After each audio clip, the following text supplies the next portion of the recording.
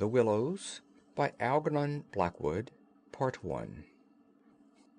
After leaving Vienna, and long before you come to Budapest, the Danube enters a region of singular loneliness and desolation, where its waters spread away on all sides regardless of a main channel, and the country becomes a swamp for miles upon miles, covered by a vast sea of low willow bushes.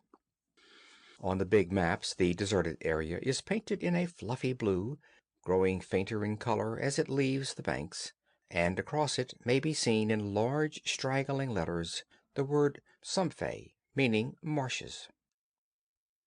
In high flood this great acreage of sand, shingle beds, and willow-grown islands is almost topped by the water, but in normal times the bushes bend and rustle in the free winds, showing their silvery leaves to the sunshine in an ever-moving plain of bewildering beauty. These willows never attain to the dignity of trees. They have no rigid trunks. They remain humble bushes, with rounded tops and soft outline, swaying on slender stems that answer to the least pressure of the wind, supple as grasses, and so continually shifting that they somehow give the impression that the entire plain is moving and alive. For the wind sends waves rising and falling over the whole surface, waves of leaves instead of waves of water, green swells like the sea, too, until the branches turn and lift, and then silvery white as their underside turns to the sun. Happy to slip beyond the control of the stern banks, the Danube here wanders about at will among the intricate network of channels intersecting the islands everywhere with broad avenues down which the water pours with a shouting sound, making whirlpools, eddies, and foaming rapids, tearing at the sandy banks, carrying away masses of shore and willow clumps, and forming new islands innumerably, which shift daily in size and shape, and possess, at best, an impermanent life, since the flood time obliterates their very existence. Properly speaking, this fascinating part of the river's life begins soon after leaving Pressburg, and we, in our Canadian canoe, with gypsy tent and frying pan on board, reached it on the crest of a rising flood about mid-July. That very morning, when the sky was reddening before sunrise, we had slipped swiftly through still sleeping Vienna, leaving it a couple of hours later a mere patch of smoke against the blue hills of the Wienerwald on the horizon. We had breakfasted below Fischermende, under a grove of birch trees roaring in the wind, and had then swept on the tearing current past Ornth, Hainburg, Petronell, the old Roman Cornuntum of Marcus Aurelius, and so under the frowning heights of Tilsen, on a spur of the Carpathians, where the march steals in quietly from the left, and the frontier is crossed between Austria and Hungary. Racing along at 12 kilometers an hour soon took us well into Hungary, and the muddy waters, sure sign of flood, sent us aground on many a shingle bed, and twisted us like a cork in many a sudden belching whirlpool before the towers of Pressburg, Hungarian Pozzoni, showed against the sky, and then the canoe, leaping like a spirited horse, flew at top speed under the grey walls, negotiated safely the sunken chain of the Fleingardbrücken ferry, turned the corner sharply to the left, and plunged on yellow foam into the wilderness of islands, sandbanks, and swamp land beyond, the land of the Willows. The change came suddenly, as when a series of bioscope pictures snaps down on the streets of a town, and shifts, without warning, into the scenery of lake and forest. We entered the land of desolation on wings, and in less than half an hour there was neither boat, nor fishing hut, nor red roof, nor any single sign of human habitation and civilization within sight. The sense of remoteness from the world of humankind, the utter isolation, the fascination of this singular world of willows, winds, and waters, instantly laid its spell upon us both, so that we allowed laughingly to one another that we ought by rights to have held some special kind of passport to admit us, and that we had, somewhat audaciously, come without asking leave into a separate little kingdom of wonder and magic, a kingdom that was reserved for the use of others who had a right to it, with everywhere unwritten warnings to trespassers for those who had the imagination to discover them. Though still early in the afternoon, the ceaseless buffetings of a most tempestuous wind made us feel weary, and we at once began casting about for a suitable camping ground for the night. But the bewildering character of the islands made landing difficult. The swirling flood carried us inshore and then swept us out again. The willow branches tore our hands as we seized them to stop the canoe, and we pulled many a yard of sandy bank into the water before at length we shot with a great sideways blow from the wind into a backwater and managed to beach the bows in a cloud of spray. Then we lay panting and laughing after our exertions on the hot yellow sand, sheltered from the wind and in the full blaze of a scorching sun, a cloudless blue sky above, and an immense army of dancing, shouting willow bushes closing in from all sides, shining with spray and clapping their thousand little hands as though to applaud the success of our efforts. "What a river!" I said to my companion, thinking of all the way we had travelled from the source in the Black Forest, and how he had often been obliged to wade and push in the upper shallows at the beginning of June. "Won't stand much nonsense now, will it?" he said, pulling the canoe a little farther into safety up the sand, and then composing himself for a nap. I lay by his side, happy and peaceful in the bath of the elements, water, wind, sand, and the great fire of the sun, thinking of the long journey that lay behind us, and of the great stretch before us to the Black Sea, and how lucky I was to have such a delightful and charming travelling companion as my friend the Swede. We had made many similar journeys together, but the Danube, more than any other river I knew, impressed us from the very beginning with its aliveness. From its tiny bubbling entry into the world among the pine wood gardens of Donaueschingen until this moment, when it began to play the great river game of losing itself among the deserted swamps, unobserved, unrestrained, it had seemed to us like following the growth of some living creature, sleepy at first, but later developing violent desires as it became conscious of its deep soul. It rolled, like some huge fluid being, through all the countries we had passed, holding our little craft on its mighty shoulders, playing roughly with us sometimes, yet always friendly and well-meaning, till at length we had come inevitably to regard it as a great personage. How, indeed, could it be otherwise, since it told us so much of its secret life? At night we heard it singing to the moon as we lay in our tent, uttering the odd sibilant note peculiar to itself, and said to be caused by the rapid tearing of the pebbles along its bed, so great is its hurrying speed. We knew, too, the voice of its gurgling whirlpools, suddenly bubbling up on a surface previously quite calm, the roar of its shallows and swift rapids, its constant steady thundering below all mere surface sounds, and that ceaseless tearing of its icy water at the banks. How it stood up and shouted when the rains fell flat upon its face, and how its laughter roared out when the wind blew upstream and tried to stop its growing speed. We knew all its sounds and voices, its tumblings and foamings, its unnecessary splashing against the bridges, that self-conscious chatter when there were hills to look on, the affected dignity of its speech when it passed through the little towns, far too important to laugh, and all those faint, sweet whisperings when the sun caught it fairly in some slow curve and poured down upon it till the steam rose. It was full of tricks, too, in its early life before the great world knew it.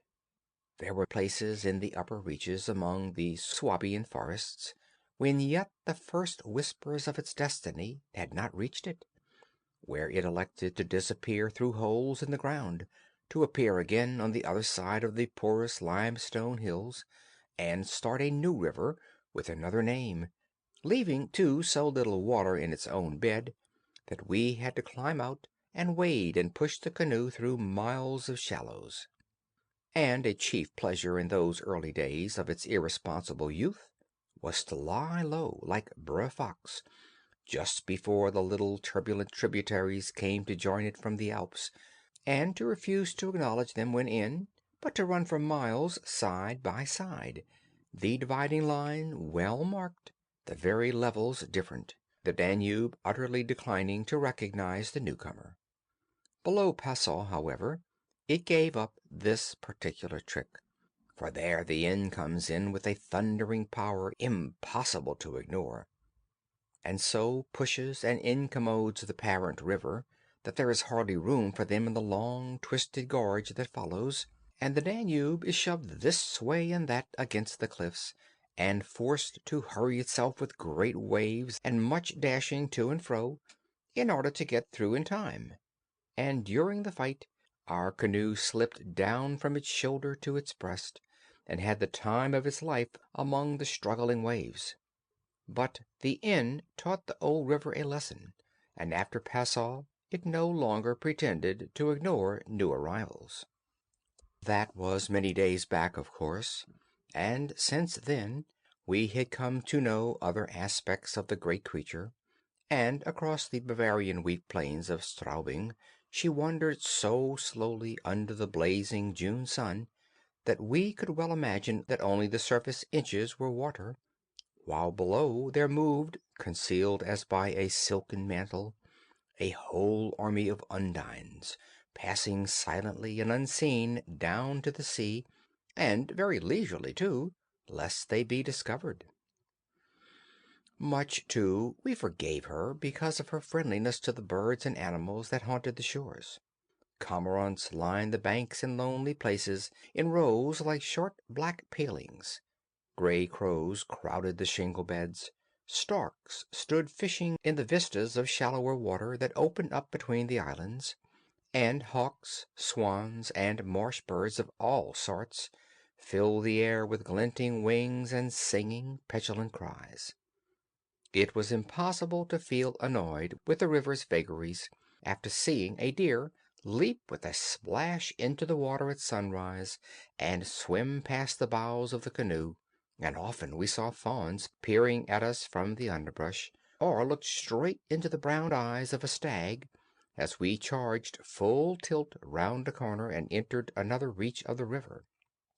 Foxes, too, everywhere haunted the banks, tripping daintily among the driftwood and disappearing so suddenly that it was impossible to see how they managed it. But now, after leaving Pressburg, everything changed a little, and the Danube became more serious. It ceased trifling. It was halfway to the Black Sea, within seeming distance almost of other, stranger countries, where no tricks were to be permitted or understood. It became suddenly grown up, and claimed our respect and even our awe.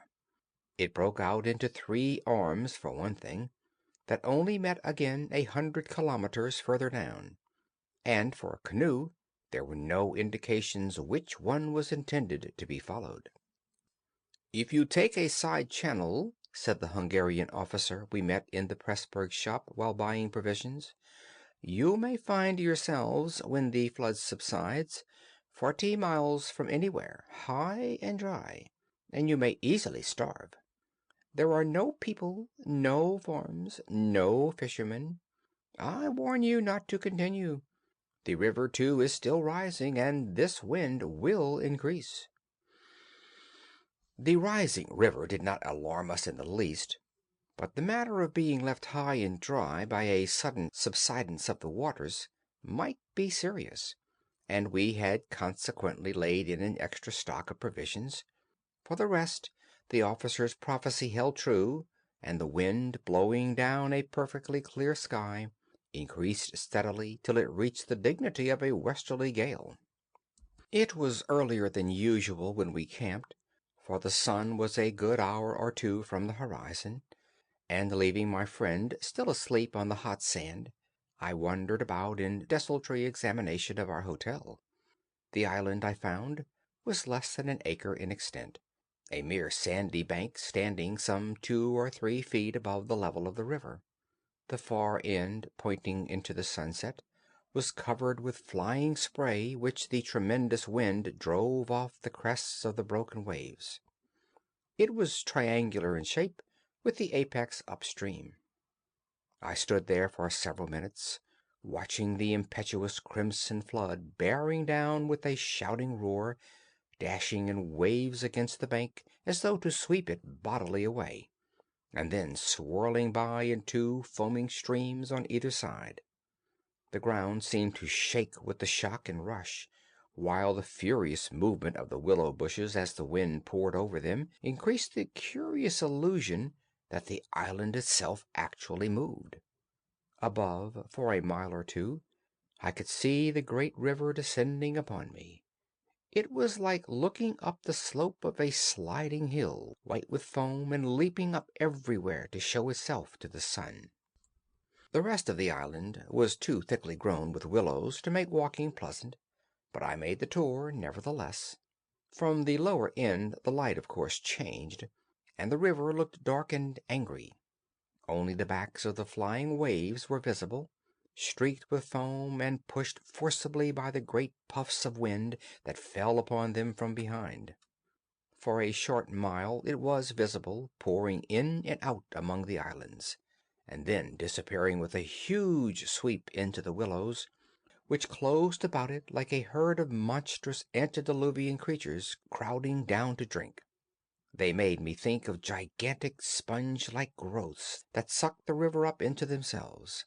They caused it to vanish from sight. They herded there together in such overpowering numbers. Altogether, it was an impressive scene, with its utter loneliness, its bizarre suggestion. And as I gazed long and curiously, a singular emotion began to stir somewhere in the depths of me. Midway in my delight of the wild beauty there crept, unbidden and unexplained, a curious feeling of disquietude, almost of alarm. A rising river, perhaps, always suggests something of the ominous. Many of the little islands I saw before me would probably have been swept away by the morning. This resistless thundering flood of water touched the sense of awe. Yet I was aware that my uneasiness lay deeper far than the emotions of awe and wonder. It was not that I felt, nor had it directly to do with the power of the driving wind, this shouting hurricane that might also carry up a few acres of willows into the air and scatter them like so much chaff over the landscape. The wind was simply enjoying itself, for nothing rose out of the flat landscape to stop it, and I was conscious of sharing its great game with a kind of pleasurable excitement. Yet this novel emotion had nothing to do with the wind. Indeed, so vague was the sense of distress I experienced that it was impossible to trace it to its source and deal with it accordingly, though I was aware somehow that it had to do with my realization of our utter insignificance before this unrestrained power of the elements about me. The huge grown river had something to do with it too, a vague, unpleasant idea that we had somehow trifled with these great elemental forces in whose power we lay helpless every hour of the day and night. For here indeed they were gigantically at play together, and the sight appealed to the imagination. But my emotion, so far as I could understand it, seemed to attach itself more particularly to the willow bushes, to those acres and acres of willows, crowding, so thickly growing there, swarming everywhere the eye could reach, pressing upon the river as though to suffocate it, standing in dense array mile after mile beneath the sky, watching, waiting, listening. and apart quite from the elements, the willows connected themselves subtly with my malaise, attacking the mind insidiously somehow by reason of their vast numbers, and contriving in some way or other to represent to the imagination a new and mighty power, a power, moreover, not altogether friendly to us. Great revelations of nature, of course, never fail to impress in one way or another, and I was no stranger to moods of the kind. Mountains overawe and oceans terrify, while the mystery of great forests exercises a spell peculiarly its own. But all these, at one point or another, somewhere link on intimately with human life and human experience. They stir comprehensible, even if alarming, emotions. They tend, on the whole, to exalt. With this multitude of willows, however, it was something far different, I felt. Some essence emanated from them that besieged the heart. A sense of awe awakened, true, but of awe touched somewhere by a vague terror.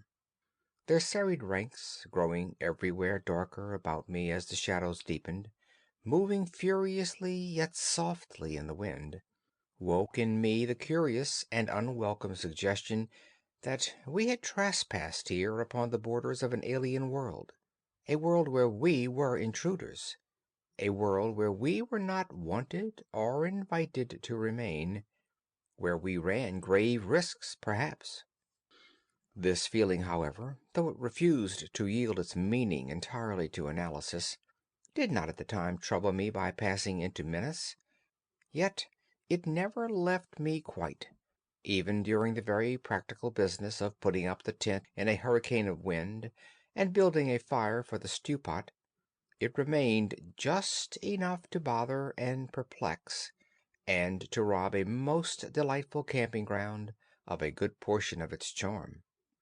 To my companion, however, I said nothing, for he was a man I considered devoid of imagination. In the first place, I could never have explained to him what I meant, and in the second he would have laughed stupidly at me if I had. There was a slight depression in the center of the island, and here we pitched the tent. The surrounding willows broke the wind a bit. "A poor camp," observed the imperturbable Swede, when at last the tent stood upright. "No stones and precious little firewood. I'm for moving on early tomorrow, eh? This sand won't hold anything."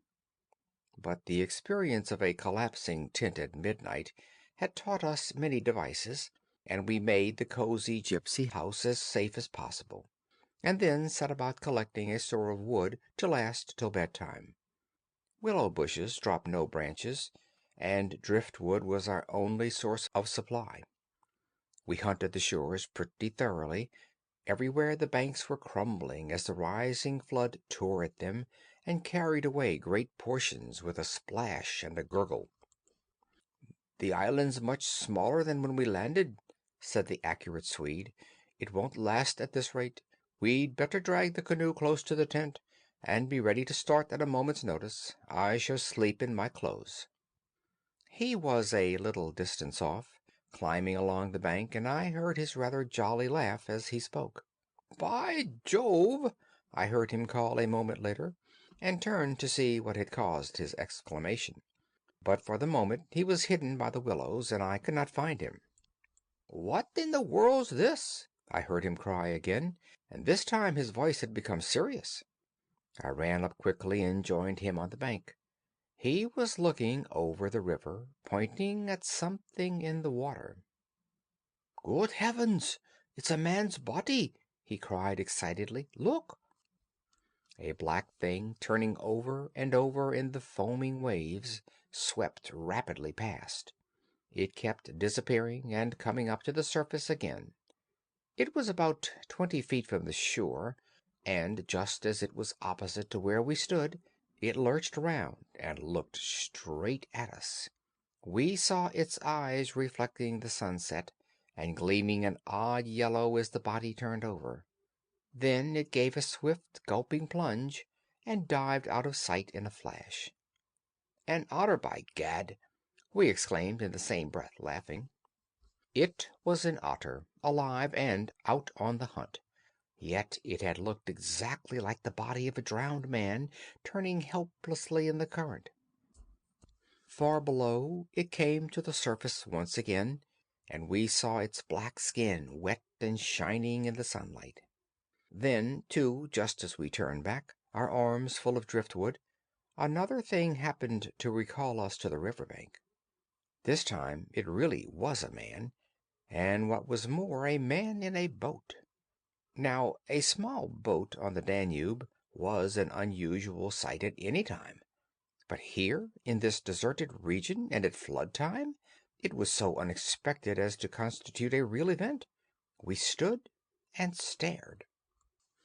Whether it was due to the slanting sunlight or the refraction from the wonderfully illumined water, I cannot say, but whatever the cause, I found it difficult to focus my sight properly upon the flying apparition. It seemed, however, to be a man standing upright in a sort of flat-bottomed boat, steering with a long oar, and being carried down the opposite shore at a tremendous pace. He apparently was looking across in our direction, but the distance was too great and the light too uncertain for us to make out very plainly what he was about. It seemed to me that he was gesticulating and making signs at us. His voice came across the water to us, shouting something furiously, but the wind drowned it so that no single word was audible.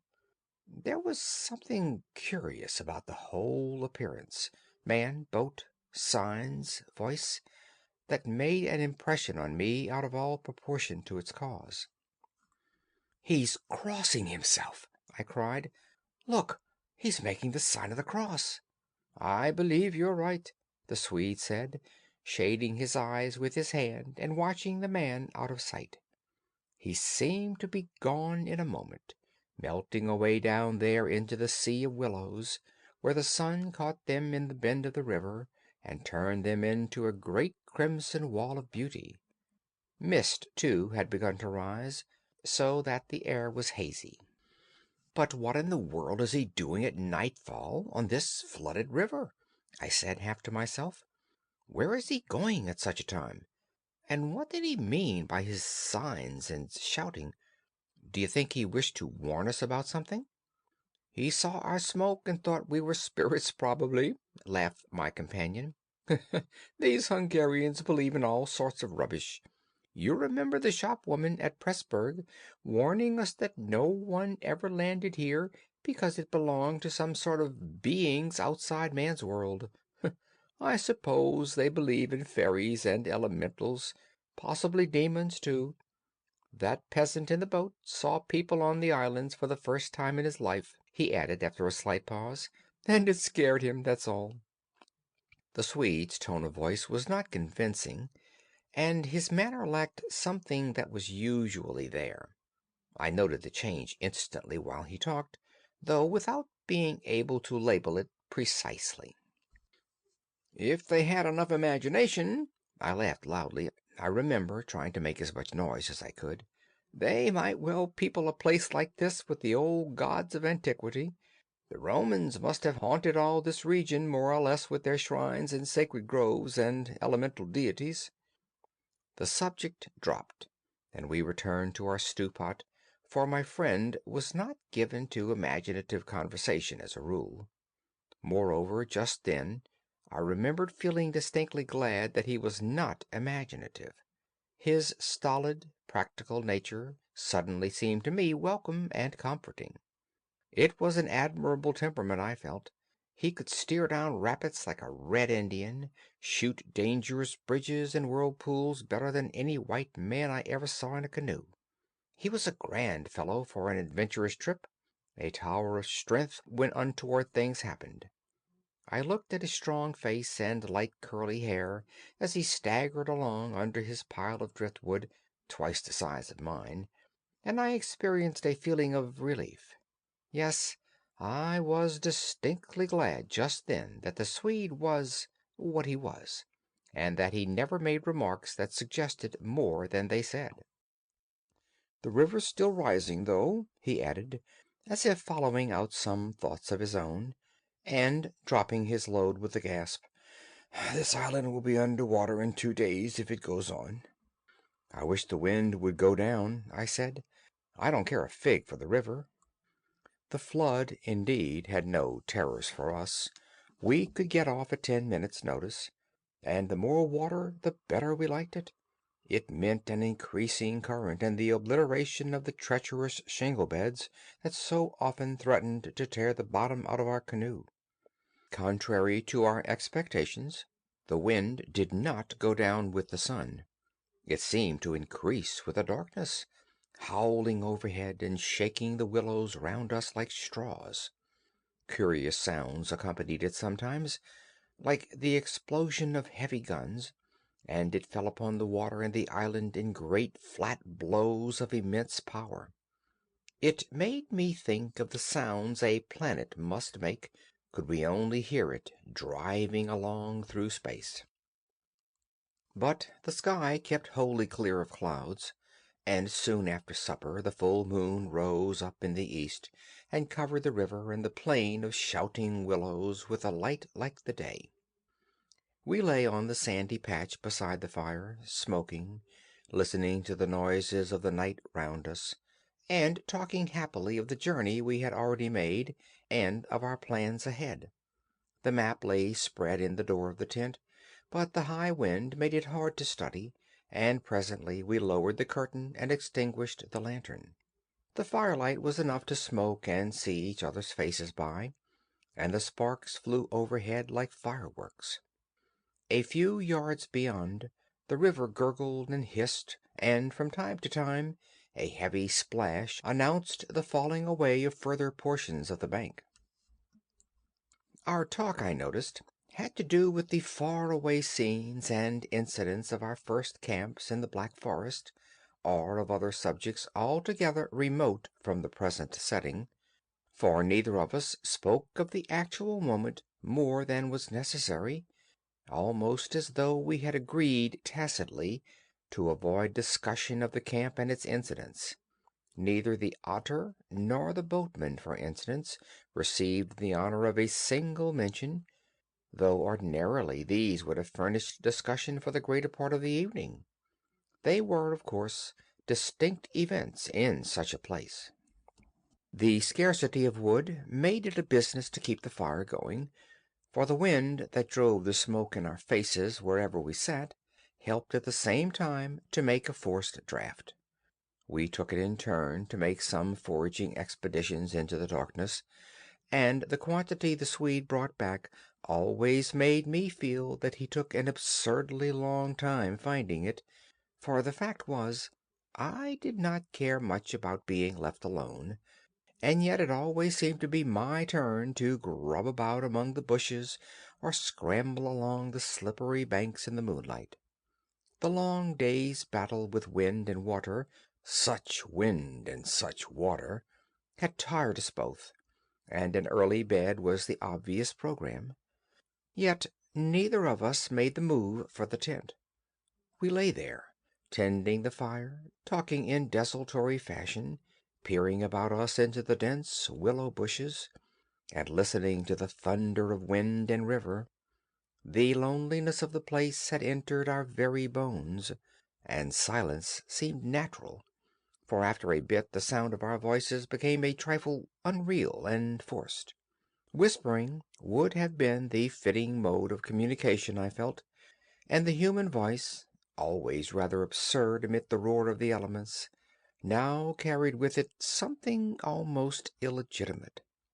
It was like talking out loud in church, or in some place where it was not lawful, perhaps not quite safe, to be overheard. The eeriness of this lonely island, set among a million willows, swept by a hurricane and surrounded by hurrying deep waters, touched us both, I fancy. Untrodden by man, almost unknown to man, it lay there beneath the moon, remote from human influence, on the frontier of another world, an alien world, a world tenanted by willows only, and the souls of willows. And we, in our rashness, had dared to invade it, even to make use of it. Something more than the power of its mystery stirred in me as I lay on the sand, feet to fire, and peered up through the leaves at the stars. For the last time I rose to get firewood. "When this is burnt up," I said firmly, "I shall turn in," and my companion watched me lazily as I moved off into the surrounding shadows. For an unimaginative man, I thought he seemed unusually receptive that night, unusually open to suggestion of things other than sensory. He, too, was touched by the beauty and loneliness of the place. I was not altogether pleased, I remember, to recognize this slight change in him, and instead of immediately collecting sticks, I made my way to the far point of the island, where the moonlight on plain and river could be seen to better advantage. The desire to be alone had come suddenly upon me. My former dread returned in force. There was a vague feeling in me I wished to face and probe to the bottom. When I reached the point of sand jutting out among the waves, the spell of the place descended upon me with a positive shock. No mere scenery could have produced such an effect. There was something more here, something to alarm. I gazed across the waste of wild waters. I watched the whispering willows. I heard the ceaseless beating of the tireless wind, and, one and all, each in its own way, stirred in me this sensation of strange distress. But the willows especially. For ever they went on chattering and talking among themselves, laughing a little, shrilly crying out, sometimes sighing. But what it was they made so much to do about belonged to the secret life of the great plain they inhabited, and it was utterly alien to the world I knew, or to that of the wild yet kindly elements. They made me think of a host of beings from another plane of life, another evolution altogether, perhaps, all discussing a mystery known only to themselves. I watched them moving busily together, oddly shaking their big bushy heads, twirling their myriad leaves even when there was no wind. They moved of their own will as though alive, and they touched, by some incalculable method, my own keen sense of the horrible. There they stood in the moonlight, like a vast army surrounding our camp, shaking their innumerable silver spears defiantly, formed, all ready for an attack. The psychology of places, for some imaginations at least, is very vivid. For the wanderer especially, camps have their note either of welcome or rejection. At first it may not always be apparent, because the busy preparations of tent and cooking prevent, but with the first pause, after supper usually, it comes and announces itself. And the note of this willow camp now became unmistakably plain to me. We were interlopers, trespassers. We were not welcomed. The sense of unfamiliarity grew upon me as I stood there watching. We touched the frontier of a region where our presence was resented. For a night's lodging we might perhaps be tolerated, but for a prolonged and inquisitive stay, no. By all the gods of the trees and wilderness, no. We were the first human influences upon this island, and we were not wanted. The willows were against us. Strange thoughts like these, bizarre fancies, born I knew not whence, found lodgment in my mind as I stood listening. What, I thought, if, after all, these crouching willows proved to be alive? If suddenly they should rise up, like a swarm of living creatures, marshaled by the gods whose territory we had invaded, sweep towards us off the vast swamps, booming overhead in the night, and then settle down. As I looked, it was so easy to imagine they actually moved, crept nearer, retreated a little, huddled together in masses, hostile, waiting for the great wind that should finally start them a-running. I could have sworn their aspect changed a little, and their ranks deepened and pressed more closely together. The melancholy shrill of a night bird sounded overhead, and suddenly I nearly lost my balance as the piece of bank I stood upon fell with a great splash into the river, undermined by the flood. I stepped back just in time, and went on hunting for firewood again, half laughing at the odd fancies that crowded so thickly into my mind and cast their spell upon me. I recalled the Swede's remark about moving on next day, and I was just thinking that I fully agreed with him, when I turned with a start and saw the subject of my thoughts standing immediately in front of me. He was quite close. The roar of the elements had covered his approach. End of Part 1. Part 2. "You've been gone so long," he shouted above the wind. "I thought something must have happened to you." But there was that in his tone, and a certain look in his face as well, that conveyed to me more than his usual words, and in a flash I understood the real reason for his coming. It was because the spell of the place had entered his soul too, and he did not like being alone. "River still rising," he cried, pointing to the flood in the moonlight, "and the wind's simply awful." He always said the same things, but it was the cry for companionship that gave the real importance to his words. "Lucky!" I cried back. "Our tent's in the hollow. I think it'll hold all right." I added something about the difficulty of finding wood, in order to explain my absence, but the wind caught my words and flung them across the river, so that he did not hear, but just looked at me through the branches, nodding his head. "Lucky if we get away without disaster," he shouted, or words to that effect, and I remember feeling half angry with him for putting the thoughts into words, for it was exactly what I felt myself. There was disaster impending somewhere, and the sense of presentiment lay unpleasantly upon me. We went back to the fire and made a final blaze, poking it with our feet. We took a last look round. But for the wind, the heat would have been unpleasant. I put this into words, and I remember my friend's reply struck me oddly, that he would rather have the heat, the ordinary July weather, than this diabolical wind. Everything was snug for the night, the canoe lying turned over beside the tent, with both yellow paddles beneath her, the provision sack hanging from a willow stem, and the washed-up dishes removed to a safe distance from the fire, all ready for the morning meal. We smothered the embers of the fire with sand and then turned in. The flap of the tent door was up, and I saw the branches and the stars and the white moonlight. The shaking willows and the heavy buffetings of the wind against our taut little house were the last things I remembered as sleep came down and covered all with its soft and delicious forgetfulness. Suddenly I found myself lying awake, peering from my sandy mattress through the door of the tent.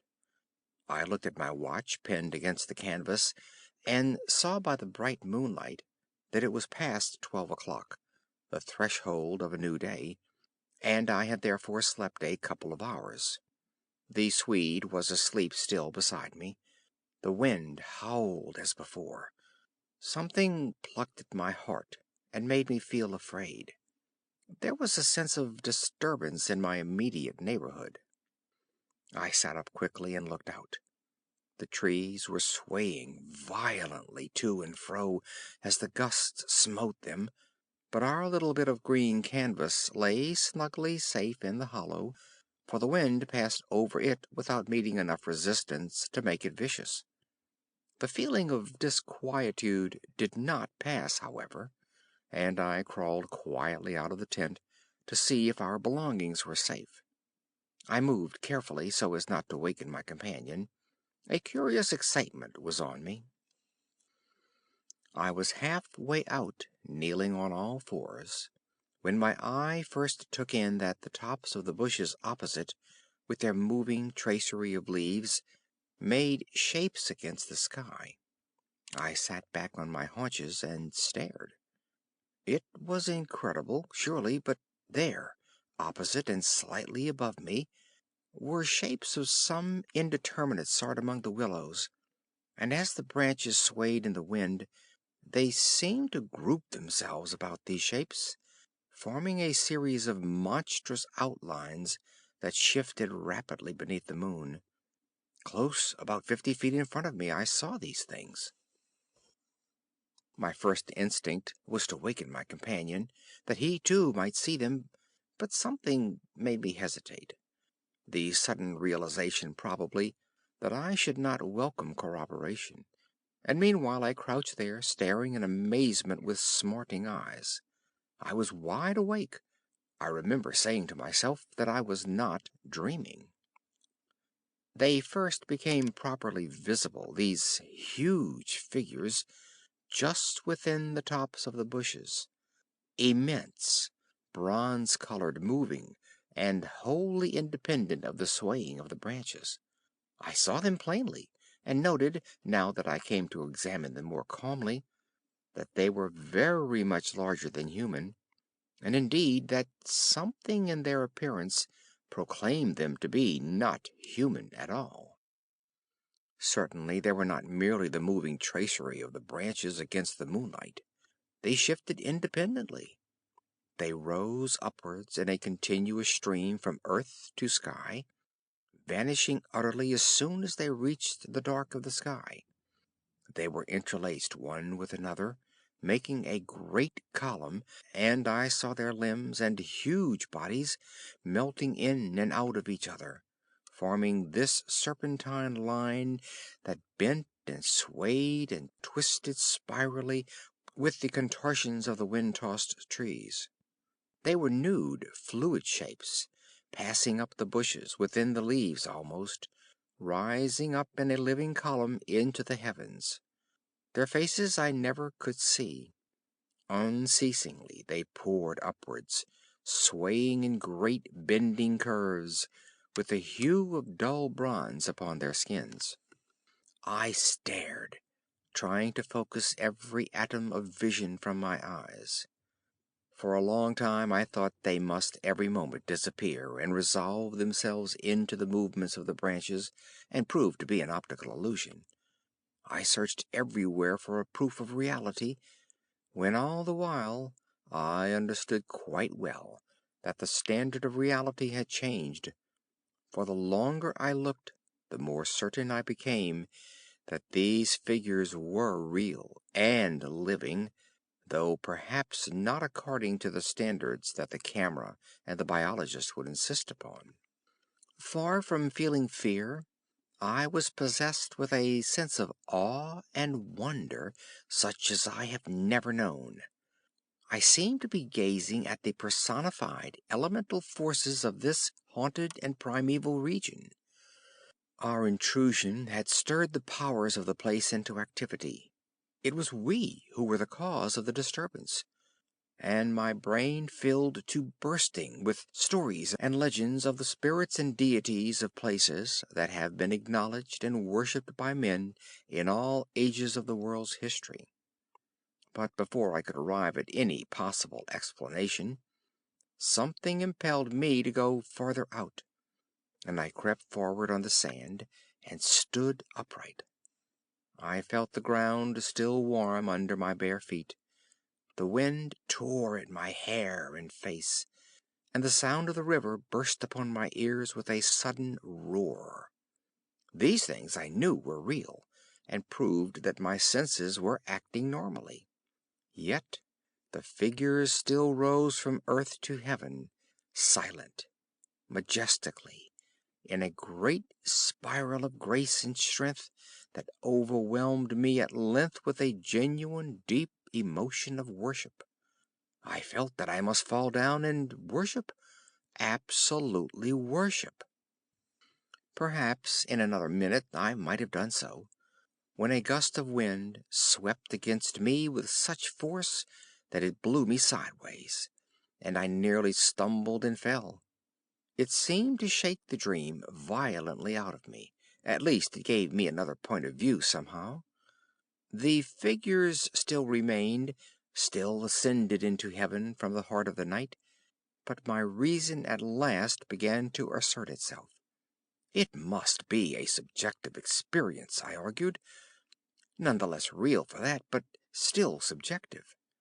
The moonlight and the branches combined to work out these pictures upon the mirror of my imagination, and for some reason I projected them outwards and made them appear objective. I knew this must be the case, of course.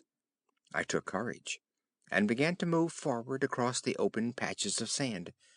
By Jove, though, was it all hallucination? Was it merely subjective? Did not my reason argue in the old futile way from the little standard of the known? I only know that great column of figures ascended darkly into the sky for what seemed a very long period of time, and with a very complete measure of reality, as most men are accustomed to gauge reality. Then suddenly they were gone. And once they were gone, and the immediate wonder of their presence had passed, fear came down upon me with a cold rush. The esoteric meaning of this lonely and haunted region suddenly flamed up within me, and I began to tremble dreadfully. I took a quick look round, a look of horror that came near to panic, calculating vainly ways of escape. And then, realizing how helpless I was to achieve anything really effective, I crept back silently into the tent and lay down again upon my sandy mattress, first lowering the door curtain to shut out the sight of the willows in the moonlight, and then burying my head as deeply as possible beneath the blankets to deaden the sound of the terrifying wind. As though further to convince me that I had not been dreaming, I remember that it was a long time before I fell again into a troubled and restless sleep, and even then only the upper crust of me slept, and underneath there was something that never quite lost consciousness, but lay alert and on the watch.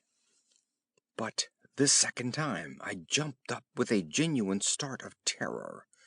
It was neither the wind nor the river that woke me, but the slow approach of something that caused the sleeping portion of me to grow smaller and smaller, till at last it vanished altogether, and I found myself sitting bolt upright, listening.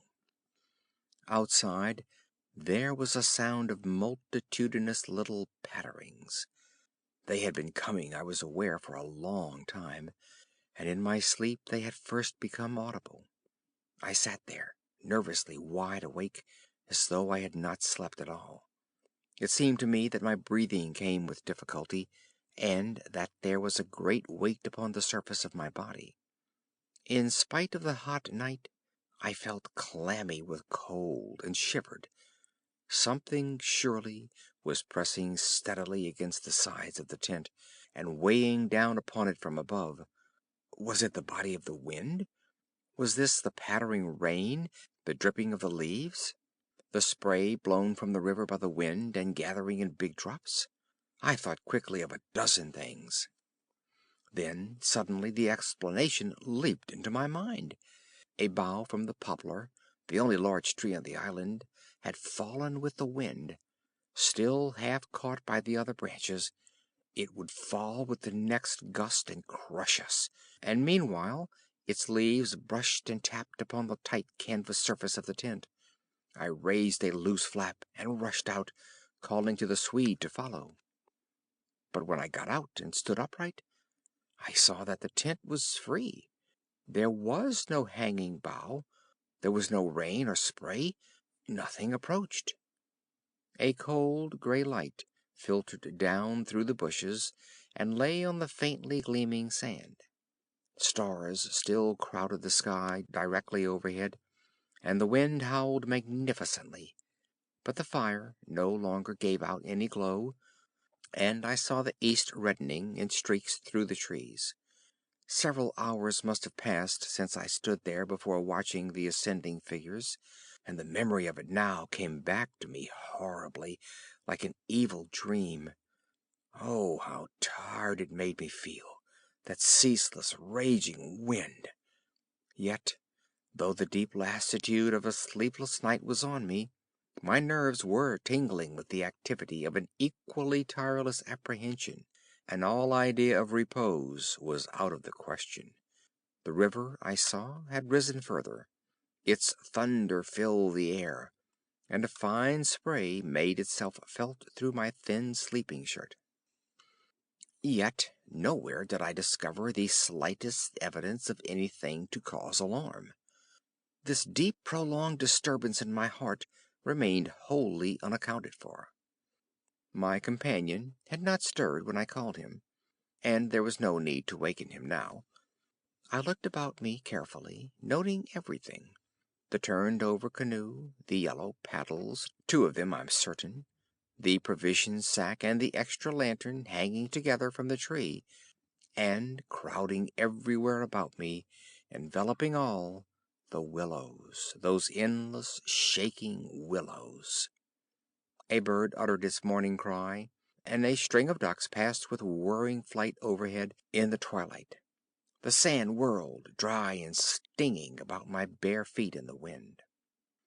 I walked round the tent and then went out a little way into the bush, so that I could see across the river to the farther landscape, and the same profound yet indefinable emotion of distress seized upon me again as I saw the interminable sea of bushes stretching to the horizon, looking ghostly and unreal in the wan light of dawn. I walked softly here and there, still puzzling over that odd sound of infinite pattering, and of that pressure upon the tent that had wakened me. It must have been the wind, I reflected, the wind bearing upon the loose, hot sand, driving the dry particles smartly against the taut canvas, the wind dropping heavily upon our fragile roof. Yet all the time my nervousness and malaise increased appreciably. I crossed over to the farther shore and noticed how the coastline had altered in the night, and what masses of sand the river had torn away. I dipped my hands and feet into the cool current and bathed my forehead. Already there was a glow of sunrise in the sky, and the exquisite freshness of coming day. On my way back I passed purposely beneath the very bushes where I had seen the column of figures rising into the air, and midway among the clumps I suddenly found myself overtaken by a sense of vast terror. From the shadows a large figure went swiftly by. Someone passed me as sure as ever man did. It was a great staggering blow from the wind that helped me forward again, and once out in the more open space, the sense of terror diminished strangely.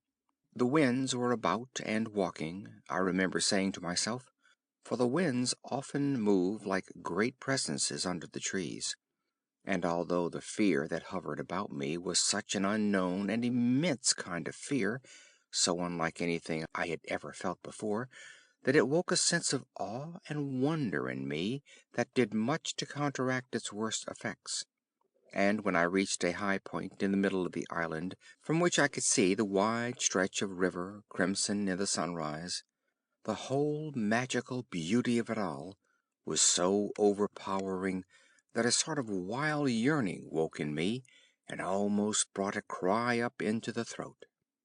But this cry found no expression, for as my eyes wandered from the plain beyond to the island round me, and noted our little tent half hidden among the willows, a dreadful discovery leaped out at me, compared to which my terror of the walking winds seemed as nothing at all. For a change, I thought, had somehow come about in the arrangement of the landscape. It was not that my point of vantage gave me a different view, but that an alteration had apparently been effected in the relation of the tent to the willows, and of the willows to the tent. Surely the bushes now crowded much closer, unnecessarily, unpleasantly close. They had moved nearer. Creeping with silent feet over the shifting sands, drawing imperceptibly nearer by soft, unhurried movements, the willows had come closer during the night. But had the wind moved them, or had they moved of themselves? I recalled the sound of infinite small patterings, and the pressure upon the tent and upon my own heart that caused me to wake in terror. I swayed for a moment in the wind like a tree, finding it hard to keep my upright position on the sandy hillock. There was a suggestion here of personal agency, of deliberate intention, of aggressive hostility, and it terrified me into a sort of rigidity. Then the reaction followed quickly.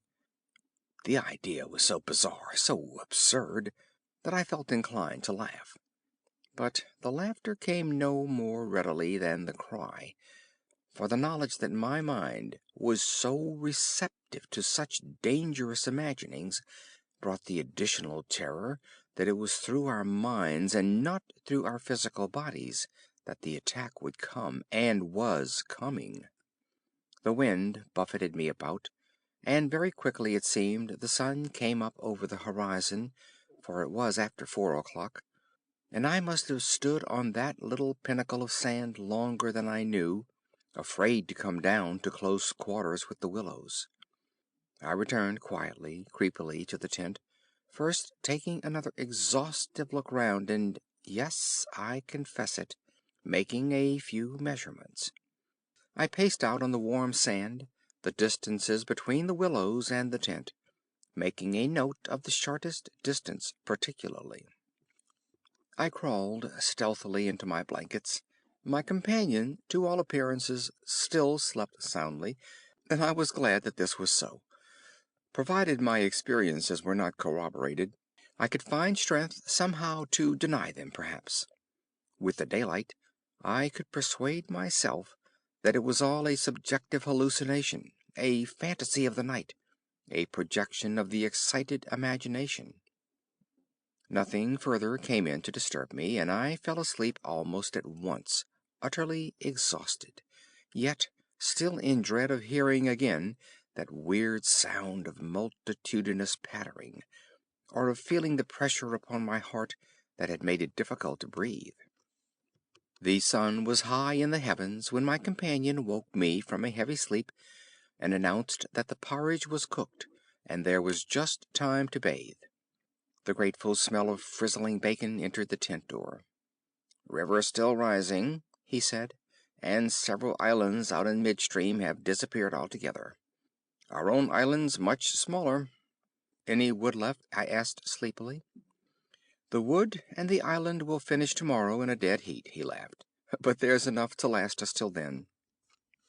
I plunged in from the point of the island, which had indeed altered a lot in size and shape during the night, and was swept down in a moment to the landing place opposite the tent. The water was icy, and the banks flew by like the country from an express train. Bathing under such conditions was an exhilarating operation, and the terror of the night seemed cleansed out of me by a process of evaporation in the brain. The sun was blazing hot.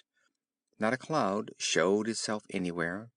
The wind, however, had not abated one little jot.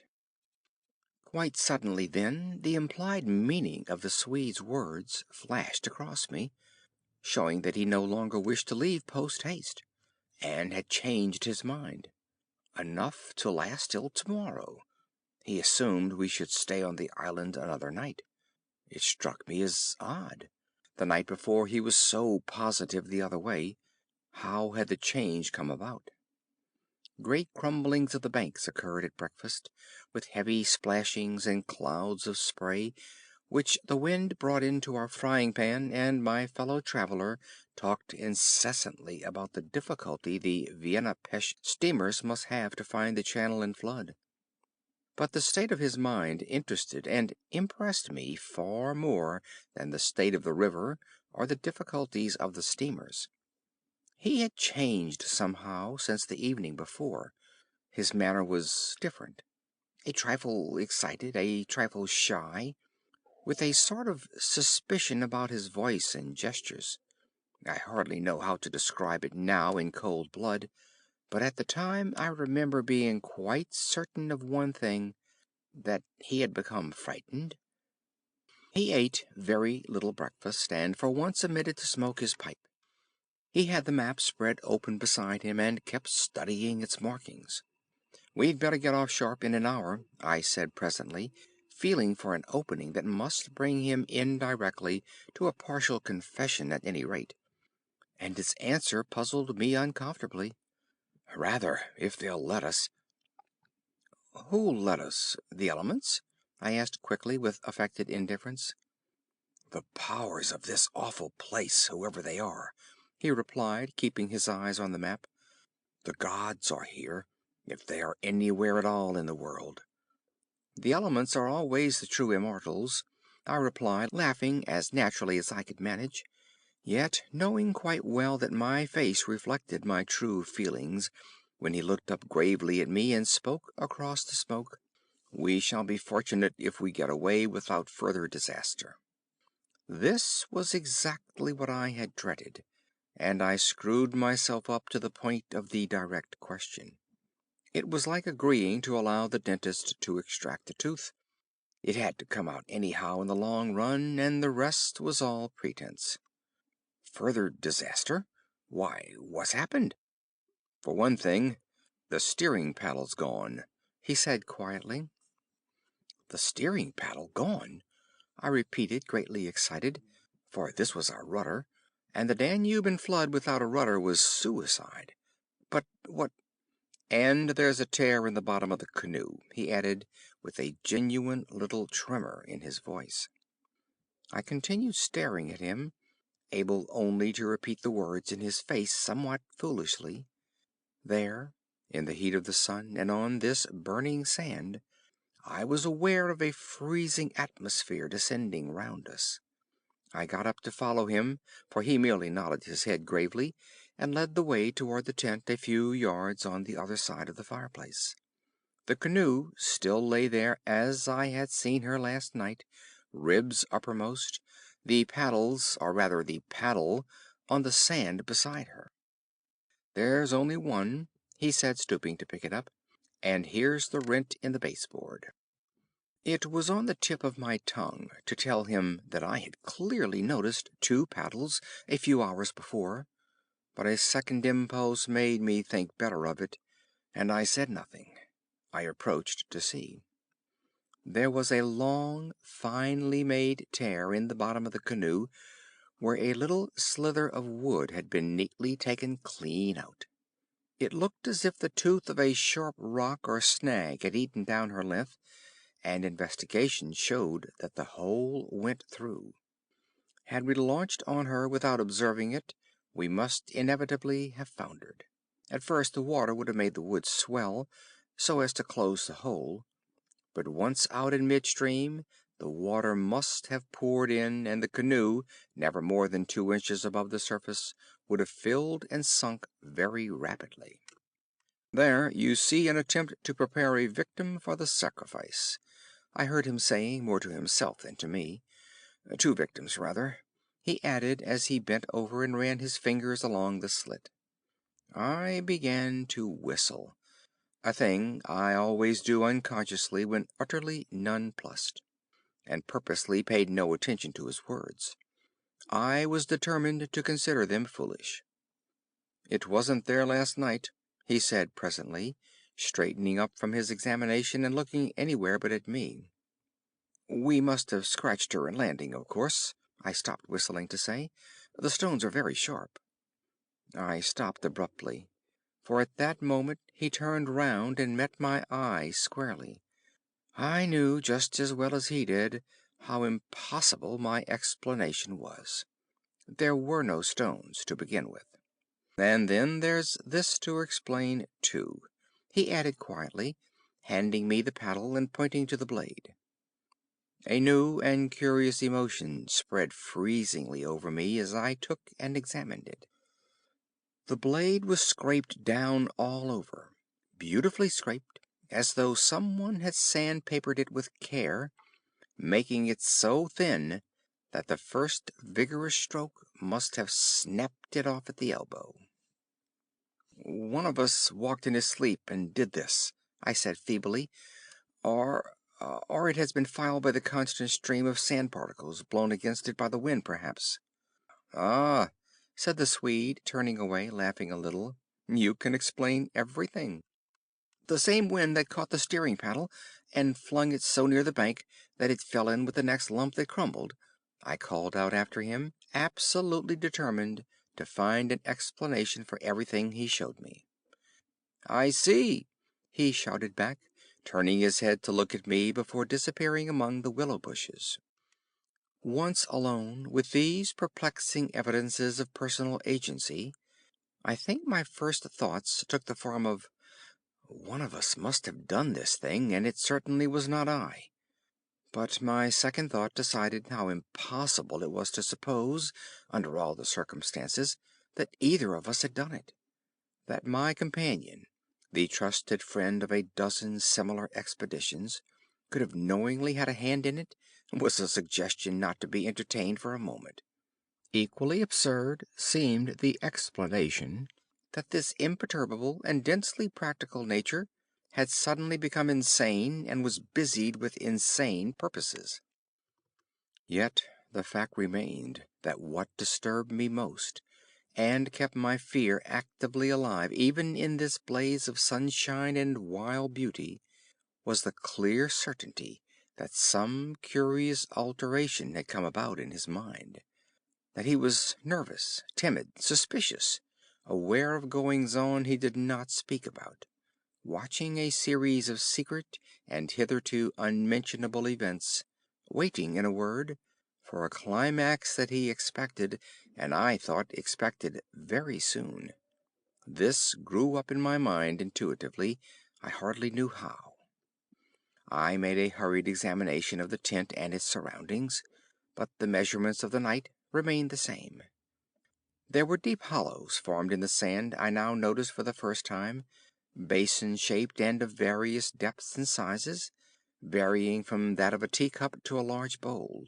The wind, no doubt, was responsible for these miniature craters, just as it was for lifting a paddle and tossing it towards the water. The rent in the canoe was the only thing that seemed quite inexplicable, and after all, it was conceivable that a sharp point had caught it when we landed. The examination I made of the shore did not assist this theory, but all the same I clung to it with that diminishing portion of my intelligence which I called my reason. An explanation of some kind was an absolute necessity, just as some working explanation of the universe is necessary, however absurd, to the happiness of every individual who seeks to do his duty in the world and face the problems of life. The simile seemed to me at the time an exact parallel. I at once set the pitch melting, and presently the Swede joined me at the work, though under the best conditions in the world the canoe could not be safe for traveling till the following day. I drew his attention casually to the hollows in the sand. "Yes," he said, "I know. They're all over the island. But you can explain them, no doubt?" "Wind, of course," I answered without hesitation. "Have you ever noticed those little whirlwinds in the street that twist and twirl everything into a circle? The sand's loose enough to yield, that's all." He made no reply, and we worked on in silence for a bit. I watched him surreptitiously all the time, and I had an idea he was watching me. He seemed, too, to be always listening attentively to something I could not hear, or perhaps for something that he expected to hear, for he kept turning about and staring into the bushes and up into the sky and out across the water where it was visible through the openings among the willows. Sometimes he even put his hand to his ear and held it there for several minutes. He said nothing to me, however, about it, and I asked no questions. And meanwhile As he mended that torn canoe with the skill and address of a red Indian, I was glad to notice his absorption in the work, for there was a vague dread in my heart that he would speak of the changed aspect of the Willows. And if he had noticed that, my imagination could no longer be held a sufficient explanation of it. End of Part 2. Part 3. At length, after a long pause, he began to talk. "Queer thing," he added in a hurried sort of voice, as though he wanted to say something and get it over. "Queer thing. I mean about that otter last night." I had expected something so totally different that he caught me with surprise, and I looked up sharply. "Shows how lonely this place is. Otters are awfully shy things." "I don't mean that, of course," he interrupted. "I mean, do you think it really was an otter?" "What else? In the name of heaven, what else?" "You know, I saw it before you did, and at first it seemed so much bigger than an otter." "The sunset as you looked upstream magnified it or something," I replied. He looked at me absently a moment, as though his mind were busy with other thoughts. "It had such extraordinary yellow eyes," he went on, half to himself. "That was the sun, too," I laughed a trifle boisterously.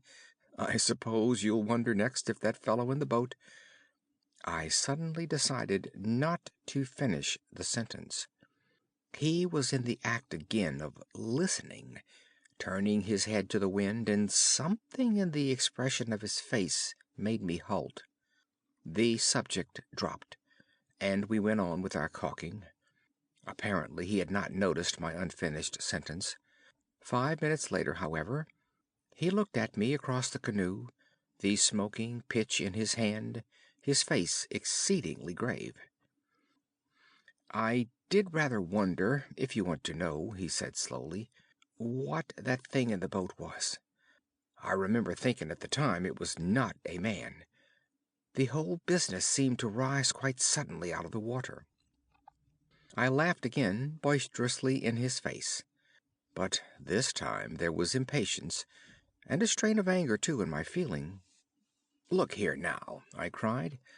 "This place is quite queer enough without going out of our way to imagine things. That boat was an ordinary boat, and the man in it was an ordinary man, and they were both going downstream as fast as they could lick. And that otter was an otter, so don't let's play the fool about it." He looked steadily at me with the same grave expression. He was not in the least annoyed. I took courage from his silence.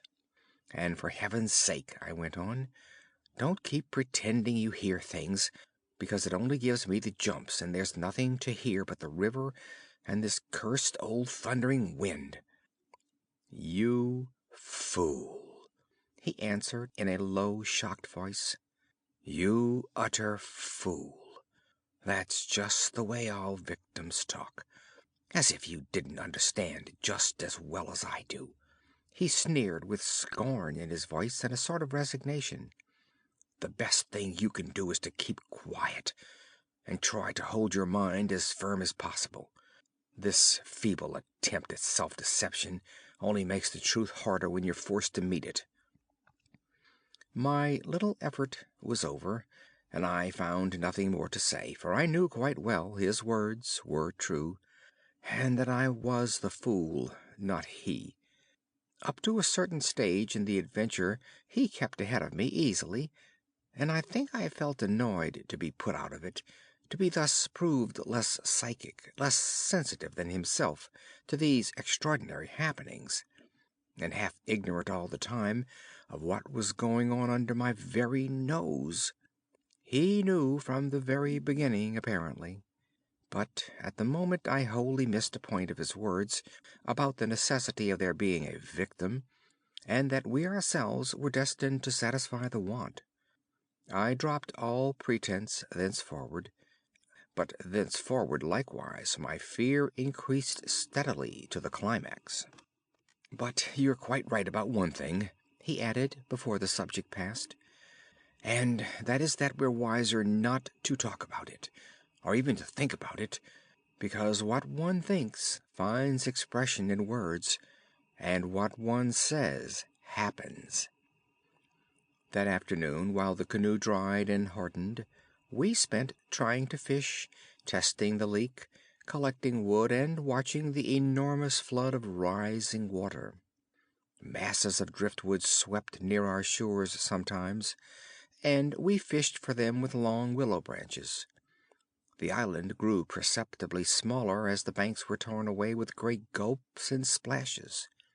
The weather kept brilliantly fine till about 4 o'clock, and then, for the first time for 3 days, the wind showed signs of abating. Clouds began to gather in the southwest, spreading thence slowly over the sky. This lessening of the wind came as a great relief, for the incessant roaring, banging, and thundering had irritated our nerves. Yet the silence that came about 5 o'clock, with its sudden cessation, was in a manner quite as oppressive. The booming of the river had everything in its own way then. It filled the air with deep murmurs, more musical than the wind noises, but infinitely more monotonous. The wind held many notes, rising, falling, always beating out some sort of great elemental tune, whereas the river's song lay between 3 notes at most, dull pedal notes that held a lugubrious quality foreign to the wind, and somehow seemed to me, in my then nervous state, to sound wonderfully well the music of doom. It was extraordinary, too, how the withdrawal suddenly of bright sunlight took everything out of the landscape that made for cheerfulness. And since this particular landscape had always managed to convey the suggestion of something sinister, the change, of course, was all the more unwelcome and noticeable. For me, I know, the darkening outlook became distinctly more alarming, and I found myself more than once calculating how soon after sunset the full moon would get up in the east, and whether the gathering clouds would greatly interfere with her lighting of the little island. With this general hush of the wind, though it still indulged in occasional brief gusts, the river seemed to me to grow blacker, the willows to stand more densely together. The latter, too, kept up a sort of independent movement of their own, rustling among themselves when no wind stirred, and shaking oddly from the roots upwards. When common objects in this way become charged with the suggestion of horror, they stimulate the imagination far more than things of unusual appearance, and these bushes, crowding huddled about us, assumed for me in the darkness a bizarre grotesquerie of appearance that lent to them somehow the aspect of purposeful and living creatures. Their very ordinariness, I felt, masked what was malign and hostile to us. The forces of the region drew nearer with the coming of night. They were focused upon our island, and more particularly upon ourselves. For thus, somehow, in the terms of the imagination, did my really indescribable sensations in this extraordinary place present themselves. I had slept a good deal in the early afternoon, and had thus recovered somewhat from the exhaustion of a disturbed night, but this only served apparently to render me more susceptible than before to the obsessing spell of the haunting. I fought against it, laughing at my feelings as absurd and childish, with very obvious physiological explanations, yet in spite of every effort they gained in strength upon me, so that I dreaded the night as a child lost in a forest must dread the approach of darkness. The canoe we had carefully covered with a waterproof sheet during the day, and the one remaining paddle had been securely tied by the Swede to the base of a tree, lest the wind should rob us of that too. From 5 o'clock onward I busied myself with the stew pot and preparations for dinner, it being my turn to cook that night. We had potatoes, onions, bits of bacon fat to add flavor, and a general thick residue from former stews at the bottom of the pot. With black bread broken up into it, the result was most excellent, and it was followed by a stew of plums with sugar, and a brew of strong tea with dried milk. A good pile of wood lay close at hand, and the absence of the wind made my duties easy. My companion sat lazily watching me, dividing his attentions between cleaning his pipe and giving useless advice, an admitted privilege of the off-duty man. He had been very quiet all afternoon, engaged in recalking the canoe, strengthening the tent ropes, and fishing for driftwood while I slept. No more talk about undesirable things had passed between us, and I think his only remarks had to do with the gradual destruction of the island, which he declared was now fully a third smaller than when we first landed. The pot had just begun to bubble when I heard his voice calling to me from the bank, where he had wandered away without my noticing. I ran up. "Come and listen," he said, "and see what you make of it." He held his hand cupwise to his ear as so often before. "Now do you hear anything?" he asked, watching me curiously. We stood there listening attentively together. At first I heard only the deep note of the water and the hissings rising from its turbulent surface. The willows for once were motionless and silent. Then a sound began to reach my ears faintly, a peculiar sound, something like the humming of a distant gong.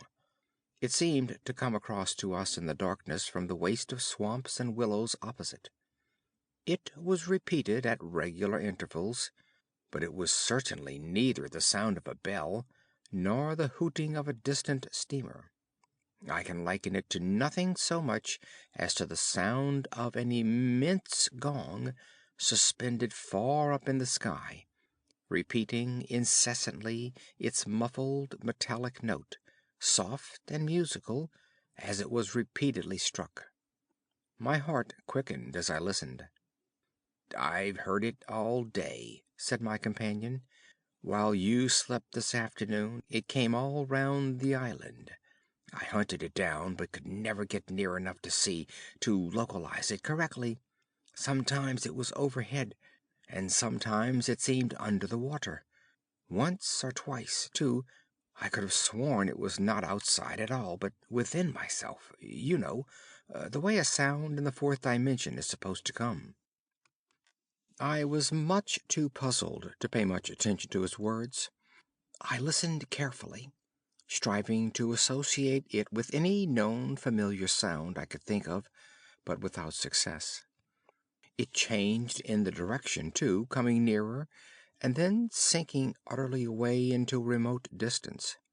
I cannot say that it was ominous in quality, because to me it seemed distinctly musical, yet I must admit it set going a distressing feeling that made me wish I had never heard it.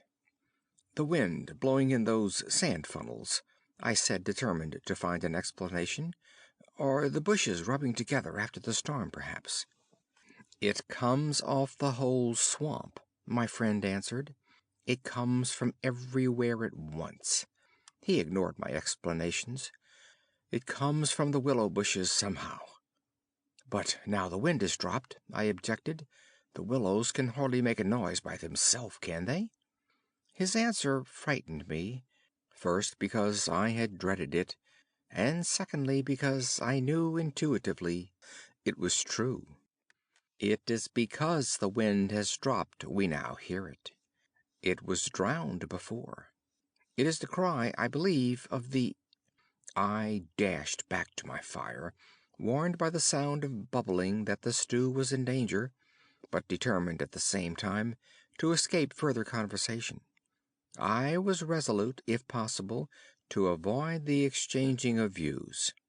I dreaded, too, that he would begin about the gods or the elemental forces or something else disquieting, and I wanted to keep myself well in hand for what might happen later. There was another night to be faced before we escaped from this distressing place, and there was no knowing yet what it might bring forth. "Come and cut up bread for the pot," I called to him, vigorously stirring the appetizing mixture. That stew pot held sanity for us both, and the thought made me laugh. He came over slowly and took the provision sack from the tree, fumbling in its mysterious depths, and then emptying the entire contents upon the ground sheet at his feet. "Hurry up!" I cried. "It's boiling." The Swede burst out into a roar of laughter that startled me. It was forced laughter, not artificial exactly, but mirthless. "There's nothing here!" he shouted, holding his sides.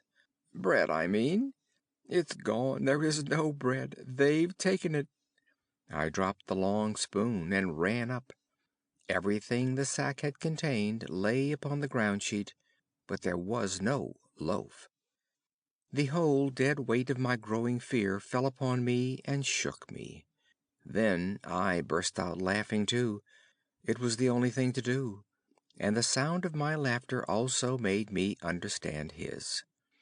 The strain of psychical pressure caused it. This explosion of unnatural laughter in both of us. It was an effort of repressed forces to seek relief. It was a temporary safety valve. And with both of us it ceased quite suddenly. "How criminally stupid of me!" I cried, still determined to be consistent and find an explanation. "I clean forgot to buy a loaf at Pressburg. That chattering woman put everything out of my head, and I must have left it lying on the counter, or—" "The oatmeal, too, is much less than it was this morning," the Swede interrupted.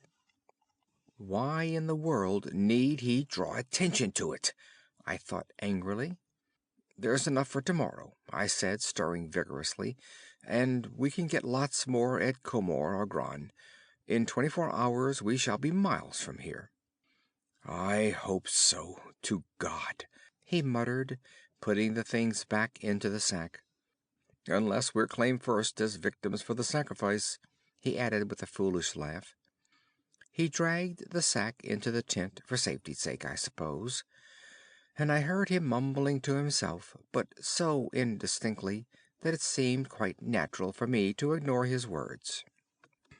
Our meal was beyond question a gloomy one, and we ate it almost in silence, avoiding one another's eyes and keeping the fire bright.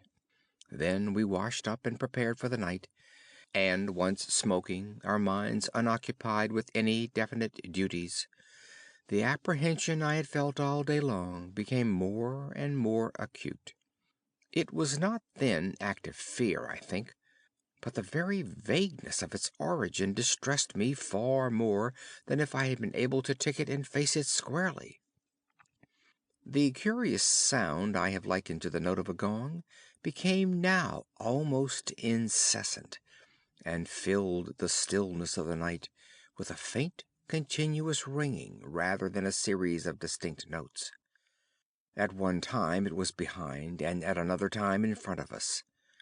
Sometimes I fancied it came from the bushes on our left, and then again from the clumps on our right. More often it hovered directly overhead, like the whirring of wings. It was really everywhere at once, behind, in front, at our sides, and over our heads, completely surrounding us. The sound really defies description, but nothing within my knowledge is like that ceaseless, muffled humming rising off the deserted world of swamps and willows. We sat smoking in comparative silence, the strain growing every minute greater. The worst feature of the situation seemed to me that we did not know what to expect, and could therefore make no sort of preparation by way of defense. We could anticipate nothing. My explanations, made in the sunshine, moreover, now came to haunt me with their foolish and wholly unsatisfactory nature, and it was more and more clear to us that some kind of plain talk with my companion was inevitable, whether I liked it or not. After all, We had to spend the night together, and to sleep in the same tent side by side. I saw that I could not get along much longer without the support of his mind, and for that, of course, plain talk was imperative. As long as possible, however, I postponed this little climax, and tried to ignore or laugh at the occasional sentences he flung into the emptiness. Some of these sentences, moreover, were confoundedly disquieting to me, coming as they did to corroborate much that I felt myself. Corroboration, too, which made it so much more convincing from a totally different point of view. He composed such curious sentences, and hurled them at me in such an inconsequential sort of way, as though his main line of thought was secret to himself, and these fragments were mere bits he found it impossible to digest. He got rid of them by uttering them. Speech relieved him. It was like being sick. "There are things about us, I'm sure, that make for disorder, disintegration, destruction, our destruction," he said once, while the fire blazed between us. "We've strayed out of a safe line somewhere." And another time, when the gong sounds had come nearer, ringing much louder than before and directly over our heads, he said, as though talking to himself, "I don't think a gramophone would show any record of that. The sound doesn't come to me by the ears at all. The vibrations reach me in another manner altogether, and seem to be within me, which is precisely how a fourth-dimensional sound might be supposed to make itself heard." I purposely made no reply to this, but I sat up a little closer to the fire, and peered about me into the darkness. The clouds were massed all over the sky, and no trace of moonlight came through. Very still, too, everything was, so that the river and the frogs had things all their own way. "It has that about it," he went on, "which is utterly out of common experience. It is unknown. Only one thing describes it really. It is a non-human sound. I mean a sound outside humanity." Having rid himself of this indigestible morsel, he lay quiet for a time, but he had so admirably expressed my own feeling that it was a relief to have the thought out, and to have confined it by the limitations of words from dangerous wandering to and fro in the mind. The solitude of that Danube camping place, can I ever forget it? The feeling of being utterly alone on an empty planet. My thoughts ran incessantly upon cities and the haunts of men. I would have given my soul, as the saying is, for the feel of those Bavarian villages we had passed through by the score, for the normal human commonplaces, peasants drinking beer, tables beneath the trees, hot sunshine, and a ruined castle on the rocks behind the red-roofed church. Even the tourists would have been welcome. Yet what I felt of dread was no ordinary ghostly fear. It was infinitely greater, stranger, and seemed to arise from some dim ancestral sense of terror more profoundly disturbing than anything I had known or dreamed of. We had strayed, as the Swede put it, into some region or some set of conditions where the risks were great, yet unintelligible to us, where the frontiers of some unknown world lay close about us. It was a spot held by the dwellers in some outer space, a sort of peephole whence they could spy upon the earth, themselves unseen, a point where the veil between had worn a little thin. As the final result of too long a sojourn here, we should be carried over the border and deprived of what we called our lives, yet by mental, not physical processes. In that sense, as he said, we should be the victims of our adventure, a sacrifice. It took us in different fashion, each according to the measure of his sensitiveness and powers of resistance. I translated it vaguely into a personification of the mightily disturbed elements, investing them with the horror of a deliberate and malefic purpose, resentful of our audacious intrusion into their breeding place, whereas my friend threw it into the unoriginal form at first of a trespass on some ancient shrine, some place where the old gods still held sway, where the emotional forces of former worshippers still clung, and the ancestral portion of him yielded to the old pagan spell. At any rate, here was a place unpolluted by men, kept clean by the winds from coarsening human influences, a place where spiritual agencies were within reach and aggressive. Never before or since have I been so attacked by indescribable suggestions of a beyond region, of another scheme of life, another revolution not parallel to the human. And in the end, our minds would succumb under the weight of the awful spell, and we should be drawn across the frontier into their world. Small things testified to the amazing influence of the place, and now in the silence round the fire they allowed themselves to be noted by the mind. The very atmosphere had proved itself a magnifying medium to distort every indication. The otter rolling in the current, the hurrying boatmen making signs, the shifting willows, one and all, had been robbed of its natural character and revealed in something of its other aspect, as if it existed across the border to that other region. And this changed aspect, I felt, was now not merely to me, but to the race. The whole experience whose verge we touched was unknown to humanity at all.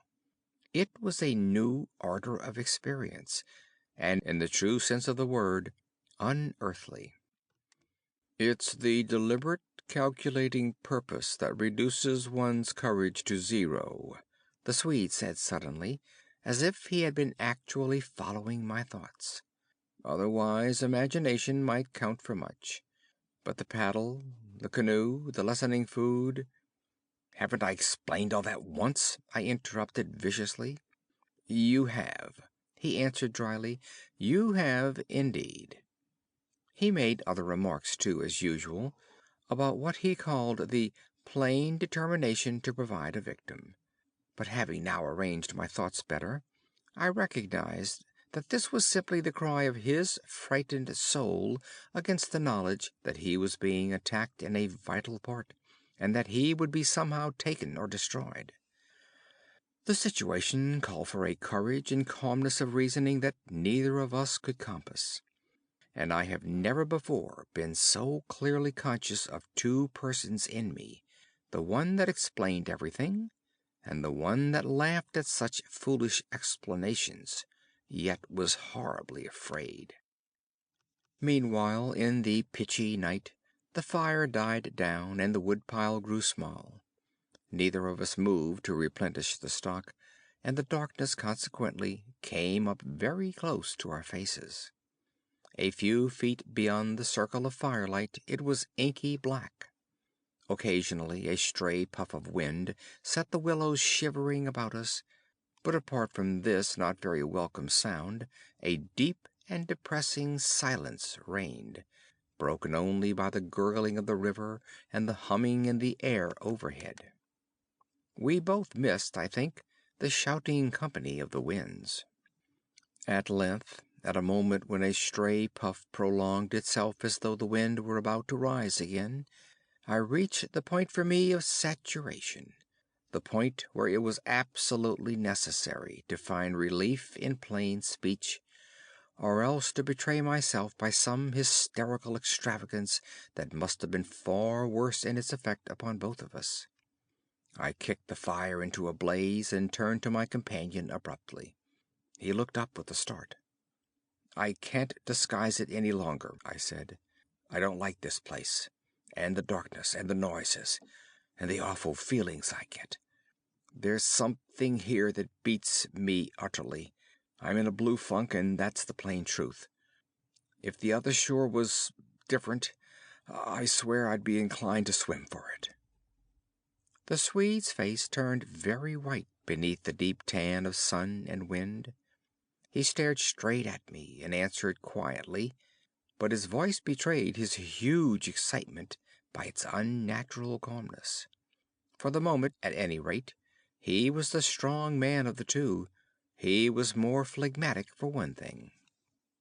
"It's not a physical condition we can escape from by running away," he replied, in the tone of a doctor diagnosing some grave disease. "We must sit tight and wait. There are forces close here that could kill a herd of elephants in a second as easily as you or I could squash a fly. Our only chance is to keep perfectly still. Our insignificance, perhaps, may save us." I put a dozen questions into my expression of face, but found no words. It was precisely like listening to an accurate description of a disease whose symptoms had puzzled me. I mean that, so far, although aware of our disturbing presence, they have not found us, not located us, as the Americans say, he went on. They're blundering about like men hunting for a leak of gas. The paddle and canoe and provisions prove that. I think they feel us, but cannot actually see us. We must keep our minds quiet. It's our minds they feel. We must control our thoughts, or it's all up with us." "Death, you mean?" I stammered, icy with the horror of his suggestion. "Worse, by far," he said. "Death, according to one's belief, means either annihilation or release from the limitations of the senses. But it involves no change of character. You don't suddenly alter just because the body's gone. But this means a radical alteration, a complete change, a horrible loss of oneself by substitution, far worse than death, and not even annihilation. We happen to have camped in a spot where their region touches ours, where the veil between has worn thin." Horrors, he was using my very own phrase, my actual words. "So that they are aware of our being in their neighborhood." "But who are aware?" I asked.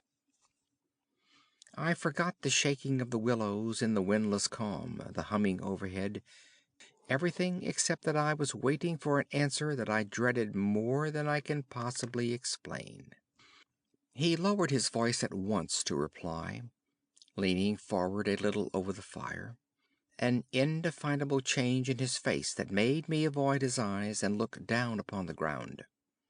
"All my life," he said, "I have been strangely, vividly conscious of another region, not far removed from our own world in one sense, yet wholly different in kind, where great things go on unceasingly, where immense and terrible personalities hurry by, intent on vast purposes, compared to which earthly affairs, the rise and fall of nations, the destinies of empires, the fate of armies and continents, are all as dust in the balance. Vast purposes, I mean, that deal directly with the soul, and not indirectly with more expressions of the soul. I suggest just now," I began, seeking to stop him, feeling as though I was face to face with a madman. But he instantly overbore me with his torrent that had to come. "You think," he said, "it is the spirit of the elements, and I thought perhaps it was the old gods. But I tell you now it is neither. These would be comprehensible entities, for they have relations with men, depending upon them for worship or sacrifice, whereas these beings who are now about us have absolutely nothing to do with mankind, and it is mere chance that their space happens just at this spot to touch our own." The mere conception which his words somehow made so convincing, as I listened to them there in the dark stillness of that lonely island, set me shaking a little all over. I found it impossible to control my movements. "And what do you propose?" I began again. "A sacrifice, a victim might save us by distracting them until we could get away," he went on. "Just as the wolves stop to devour the dogs and give the sleigh another start. But I see no chance of any other victim now." I stared blankly at him. The gleam in his eye was dreadful. Presently he continued. End of Part 3. Part 4. It's the Willows, of course. The Willows mask the others, but the others are feeling about for us. If we let our minds betray our fear, we're lost. Lost utterly. He looked at me with an expression so calm, so determined, so sincere, that I no longer had any doubts as to his sanity. He was as sane as any man ever was. "If we can hold out through the night," he added, "we may get off in the daylight unnoticed, or rather undiscovered." "But you really think a sacrifice would—" The gong-like humming came down very close over our heads as I spoke, but it was my friend's scared face that really stopped my mouth. "Hush!" he whispered, holding up his hand. "Do not mention them more than you can help. Do not refer to them by name. To name is to reveal. It is the inevitable clue, and our only hope lies in ignoring them, in order that they may ignore us." "Even in thought?" He was extraordinarily agitated. "Especially in thought. Our thoughts make spirals in their world. We must keep them out of our minds at all costs, if possible." I raked the fire together to prevent the darkness having everything its own way. I never longed for the sun as I longed for it then in the awful blackness of that summer night. "Were you awake all last night?" he went on suddenly.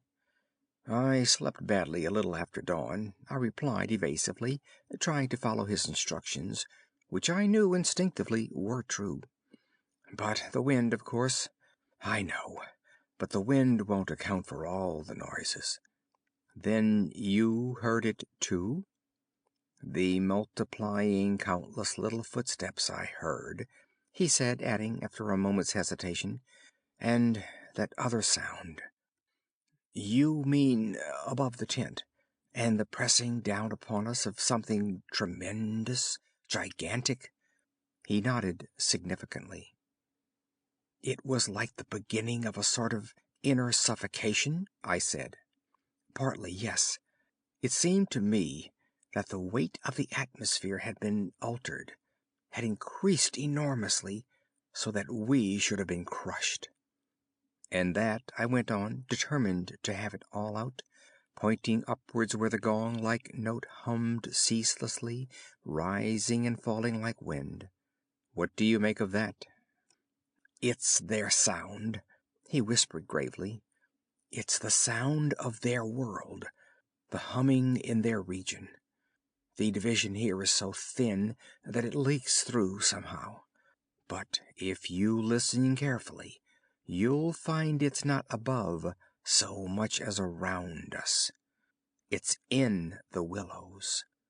It's the willows themselves humming, because here the willows have been made symbols of the forces that are against us."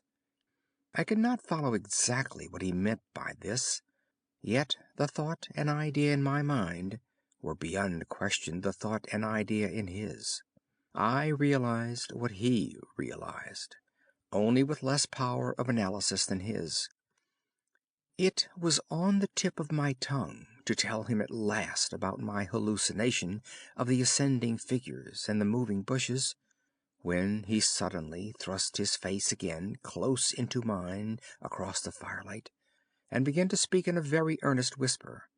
He amazed me by his calmness and pluck. his apparent control of the situation. This man I had for years deemed unimaginative, stolid. "Now listen," he said. "The only thing for us to do is to go on as though nothing had happened, follow our usual habits, go to bed and so forth. Pretend we feel nothing and notice nothing. It is a question wholly of the mind, and the less we think about them, the better our chance of escape. Above all, don't think, for what you think happens." "All right," I managed to reply, simply breathless with his words and the strangeness of it all. "All right, I'll try. But tell me one more thing first. Tell me what you make of those hollows in the ground all about us, those sand funnels." "No!" he cried, forgetting to whisper in his excitement. "I dare not, simply dare not, put the thought into words. If you have not guessed, I am glad. Don't try to. They have put it into my mind. Try your hardest to prevent their putting it into yours." He sank his voice again to a whisper before he finished, and I did not press him to explain. There was already just about as much horror in me as I could hold. The conversation came to an end, and we smoked our pipes busily in silence. Then something happened, something unimportant apparently, as the way is when the nerves are in a very great state of tension, and this small thing for a brief space gave me an entirely different point of view. I chanced to look down at my sand shoe, the sort we use for the canoe, and something to do with the hole at the toe suddenly recalled to me the London shop where I had bought them, the difficulty the man had in fitting me, and other details of the uninteresting but practical operation. At once, in its train, followed a wholesome view of the modern skeptical world I was accustomed to move in at home. I thought of roast beef and ale, motor cars, policemen, brass bands, and a dozen other things that proclaimed the soul of ordinariness or utility. The effect was immediate and astonishing even to myself. Psychologically, I suppose, it was simply a sudden and violent reaction after the strain of living in an atmosphere of things that to the normal consciousness must seem impossible and incredible. But whatever the cause, it momentarily lifted the spell from my heart, and left me for the short space of a minute feeling free and utterly unafraid. I looked up at my friend opposite. "You damned old pagan!" I cried, laughing aloud in his face. "You imaginative idiot! You superstitious idolater! You—" I stopped in the middle, seized anew by the old horror. I tried to smother the sound of my voice as something sacrilegious. The Swede, of course, heard it too, the strange cry overhead in the darkness, and that sudden drop in the air as though something had come nearer. He had turned ashen white under the tan. He stood bolt upright in front of the fire, stiff as a rod, staring at me. "After that," he said in a sort of helpless, frantic way, "we must go. We can't stay now. We must strike camp this very instant and go on down the river." He was talking, I saw, quite wildly, his words dictated by abject terror, the terror he had resisted so long, but which had caught him at last. "In the dark?" I exclaimed, shaking with fear after my hysterical outburst, but still realizing our position better than he did. "Sheer madness! The river's in flood, and we've only got a single paddle. Besides, we only go deeper into their country. There's nothing ahead for 50 miles but willows, willows, willows." He sat down again in a state of semi-collapse. The positions, by one of those kaleidoscopic changes Nature loves, were suddenly reversed. and the control of our forces passed over into my hands. His mind at last had reached the point where it was beginning to weaken. "What on earth possessed you to do such a thing?" he whispered, with the awe of genuine terror in his voice and face. I crossed round to his side of the fire. I took both his hands in mine, kneeling down beside him and looking straight into his frightened eyes. "We'll make one more blaze," I said firmly, "and then turn in for the night. At sunrise we'll be off full speed for Comorn. Now pull yourself together a bit, and remember your own advice about not thinking fear." He said no more, and I saw that he would agree and obey. In some measure, too, it was a sort of relief to get up and make an excursion into the darkness for more wood. We kept close together, almost touching, groping among the bushes and along the bank. The humming overhead never ceased, but seemed to me to grow louder as we increased our distance from the fire. It was shivery work. We were grubbing away in the middle of a thickish clump of willows, where some driftwood from a former flood had caught high among the branches, when my body was seized in a grip that made me half drop upon the sand. It was the Swede. He had fallen against me, and was clutching me for support. I heard his breath coming and going in short gasps. "Look, by my soul!" he whispered, and for the first time in my experience I knew what it was to hear tears of terror in a human voice. He was pointing to the fire some 50 feet away. I followed the direction of his finger, and I swear my heart missed a beat. There, in front of the dim glow, something was moving. I saw it through a veil that hung before my eyes like the gauze drop curtain used at the back of a theater, hazily a little. It was neither a human figure nor an animal. To me it gave the strange impression of being as large as several animals grouped together, like horses, 2 or 3, moving slowly. The Swede, too, got a similar result, though expressing it differently, for he thought it was shaped and sized like a clump of willow bushes, rounded at the top and moving all over upon its surface. "Coiling upon itself like smoke," he said afterwards. "I watched it settle downwards through the bushes," he sobbed at me. "Look, by God! It's coming this way. Oh, oh!" He gave a sort of whistling cry. "They've found us."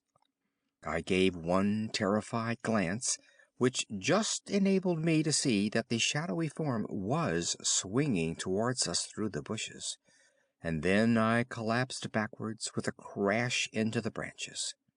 These failed, of course, to support my weight, so that, with the Swede on top of me, we fell in a struggling heap upon the sand. I really hardly knew what was happening. I was conscious only of a sort of enveloping sensation of icy fear that plucked the nerves out of their fleshy covering, twisted them this way and that, and replaced them quivering. My eyes were tightly shut. Something in my throat choked me. A feeling that my consciousness was expanding, extending out into space, swiftly gave way to another feeling that I was losing it altogether and about to die.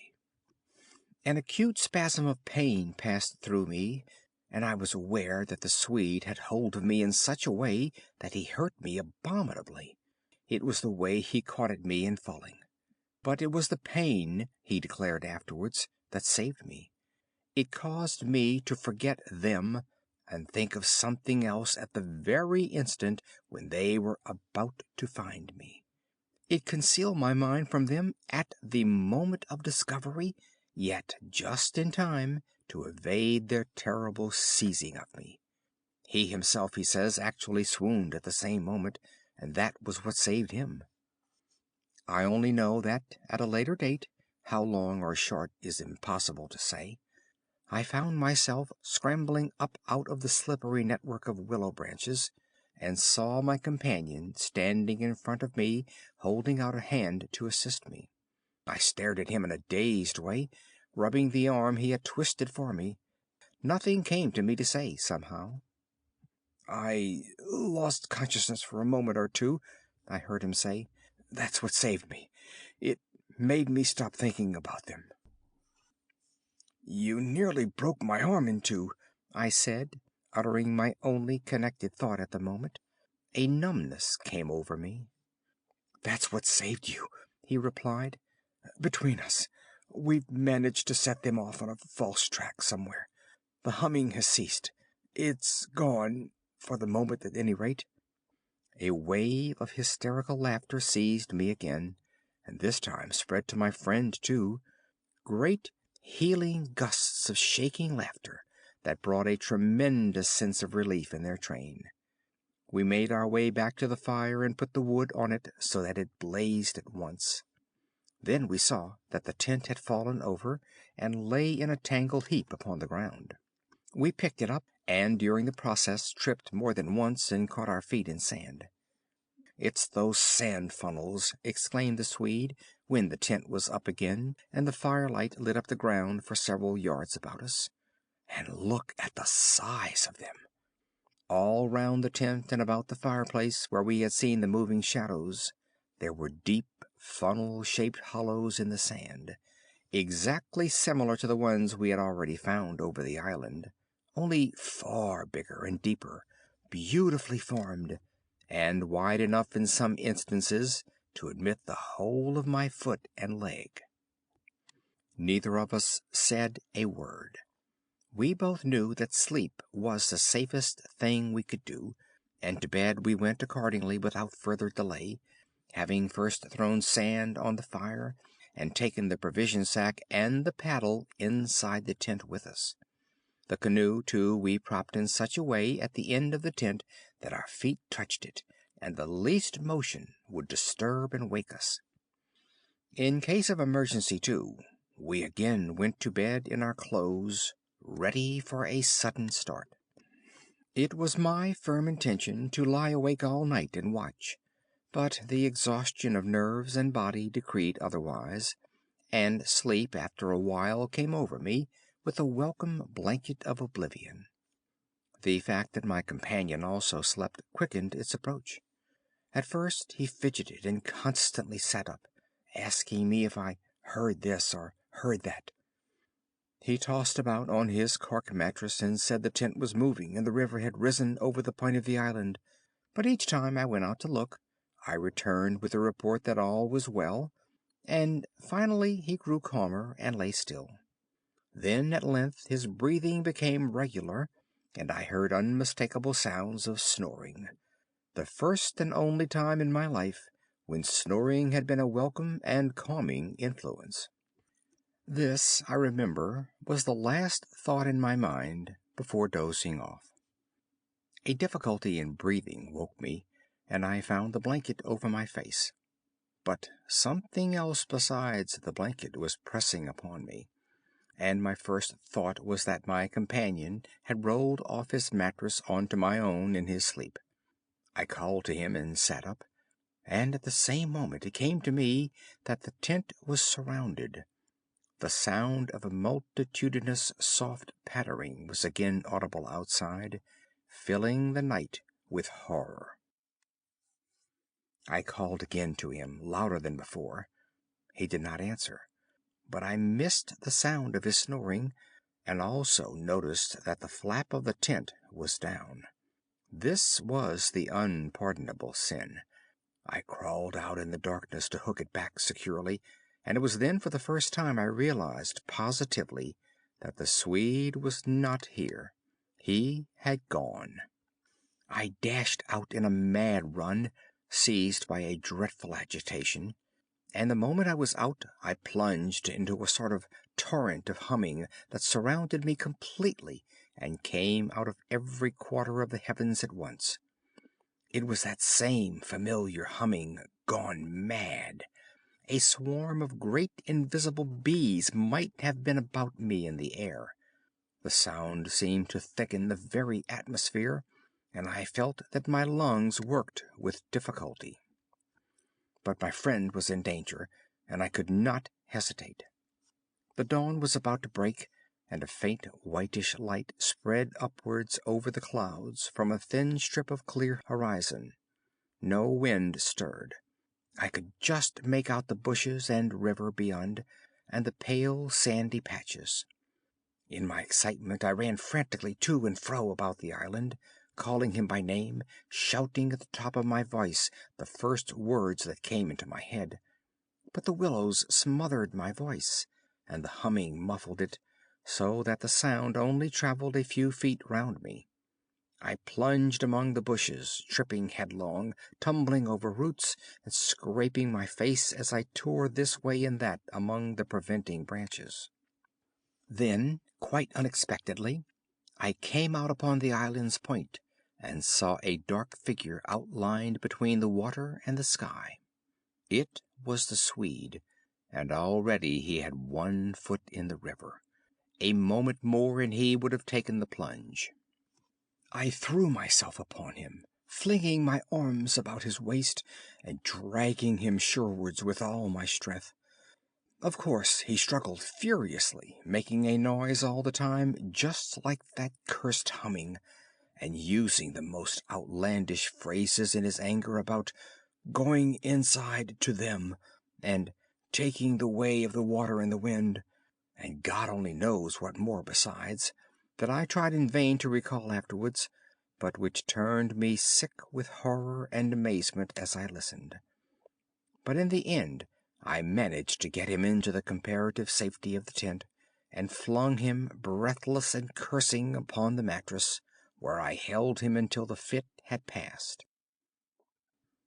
I think the suddenness with which it all went, and he grew calm, coinciding as it did with the equally abrupt cessation of the humming and pattering outside, I think this was almost the strangest part of the whole business, perhaps, for he had just opened his eyes and turned his tired face up to me, so that the dawn threw a pale light upon it through the doorway, and said, for all the world just like a frightened child, "My life, old man, it's my life I owe you.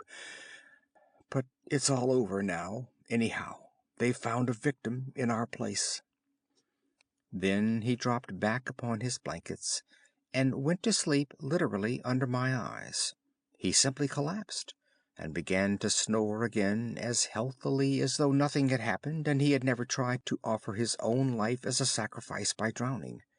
And when the sunlight woke him 3 hours later, hours of ceaseless vigil for me, it became so clear to me that he remembered absolutely nothing of what he had attempted to do that I deemed it wise to hold my peace and ask no dangerous questions.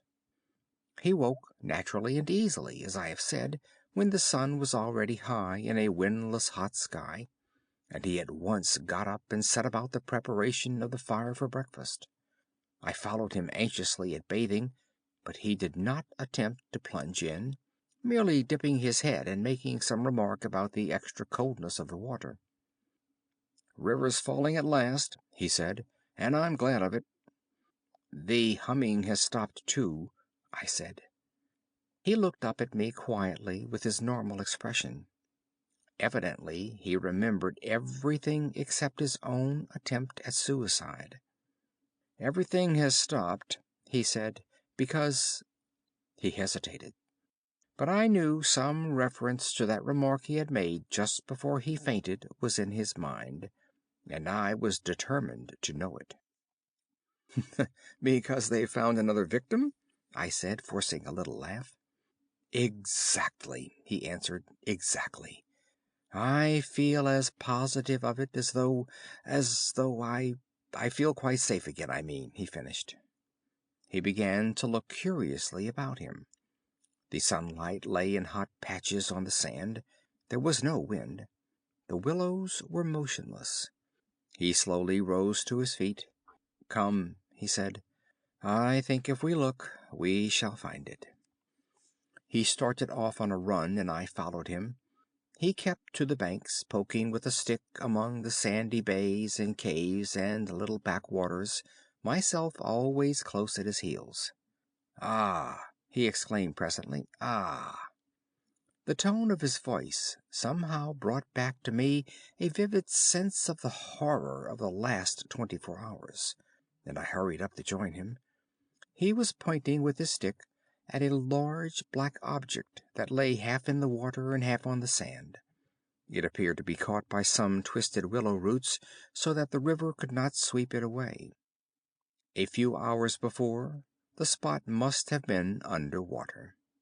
"See," he said quietly, "the victim that made our escape possible." And when I peered across his shoulder, I saw that his stick rested on the body of a man. He turned it over. It was the corpse of a peasant, and the face was hidden in the sand. Clearly the man had been drowned but a few hours before, and his body must have been swept down upon our island somewhere about the hour of the dawn, at the very time the fit had passed. "We must give it a decent burial, you know." "I suppose so," I replied. I shuddered a little in spite of myself, for there was something about the appearance of that poor drowned man that turned me cold. The Swede glanced up sharply at me, an undecipherable expression on his face, and began clambering down the bank. I followed him more leisurely. The current, I noticed, had torn away much of the clothing from the body, so that the neck and part of the chest lay bare.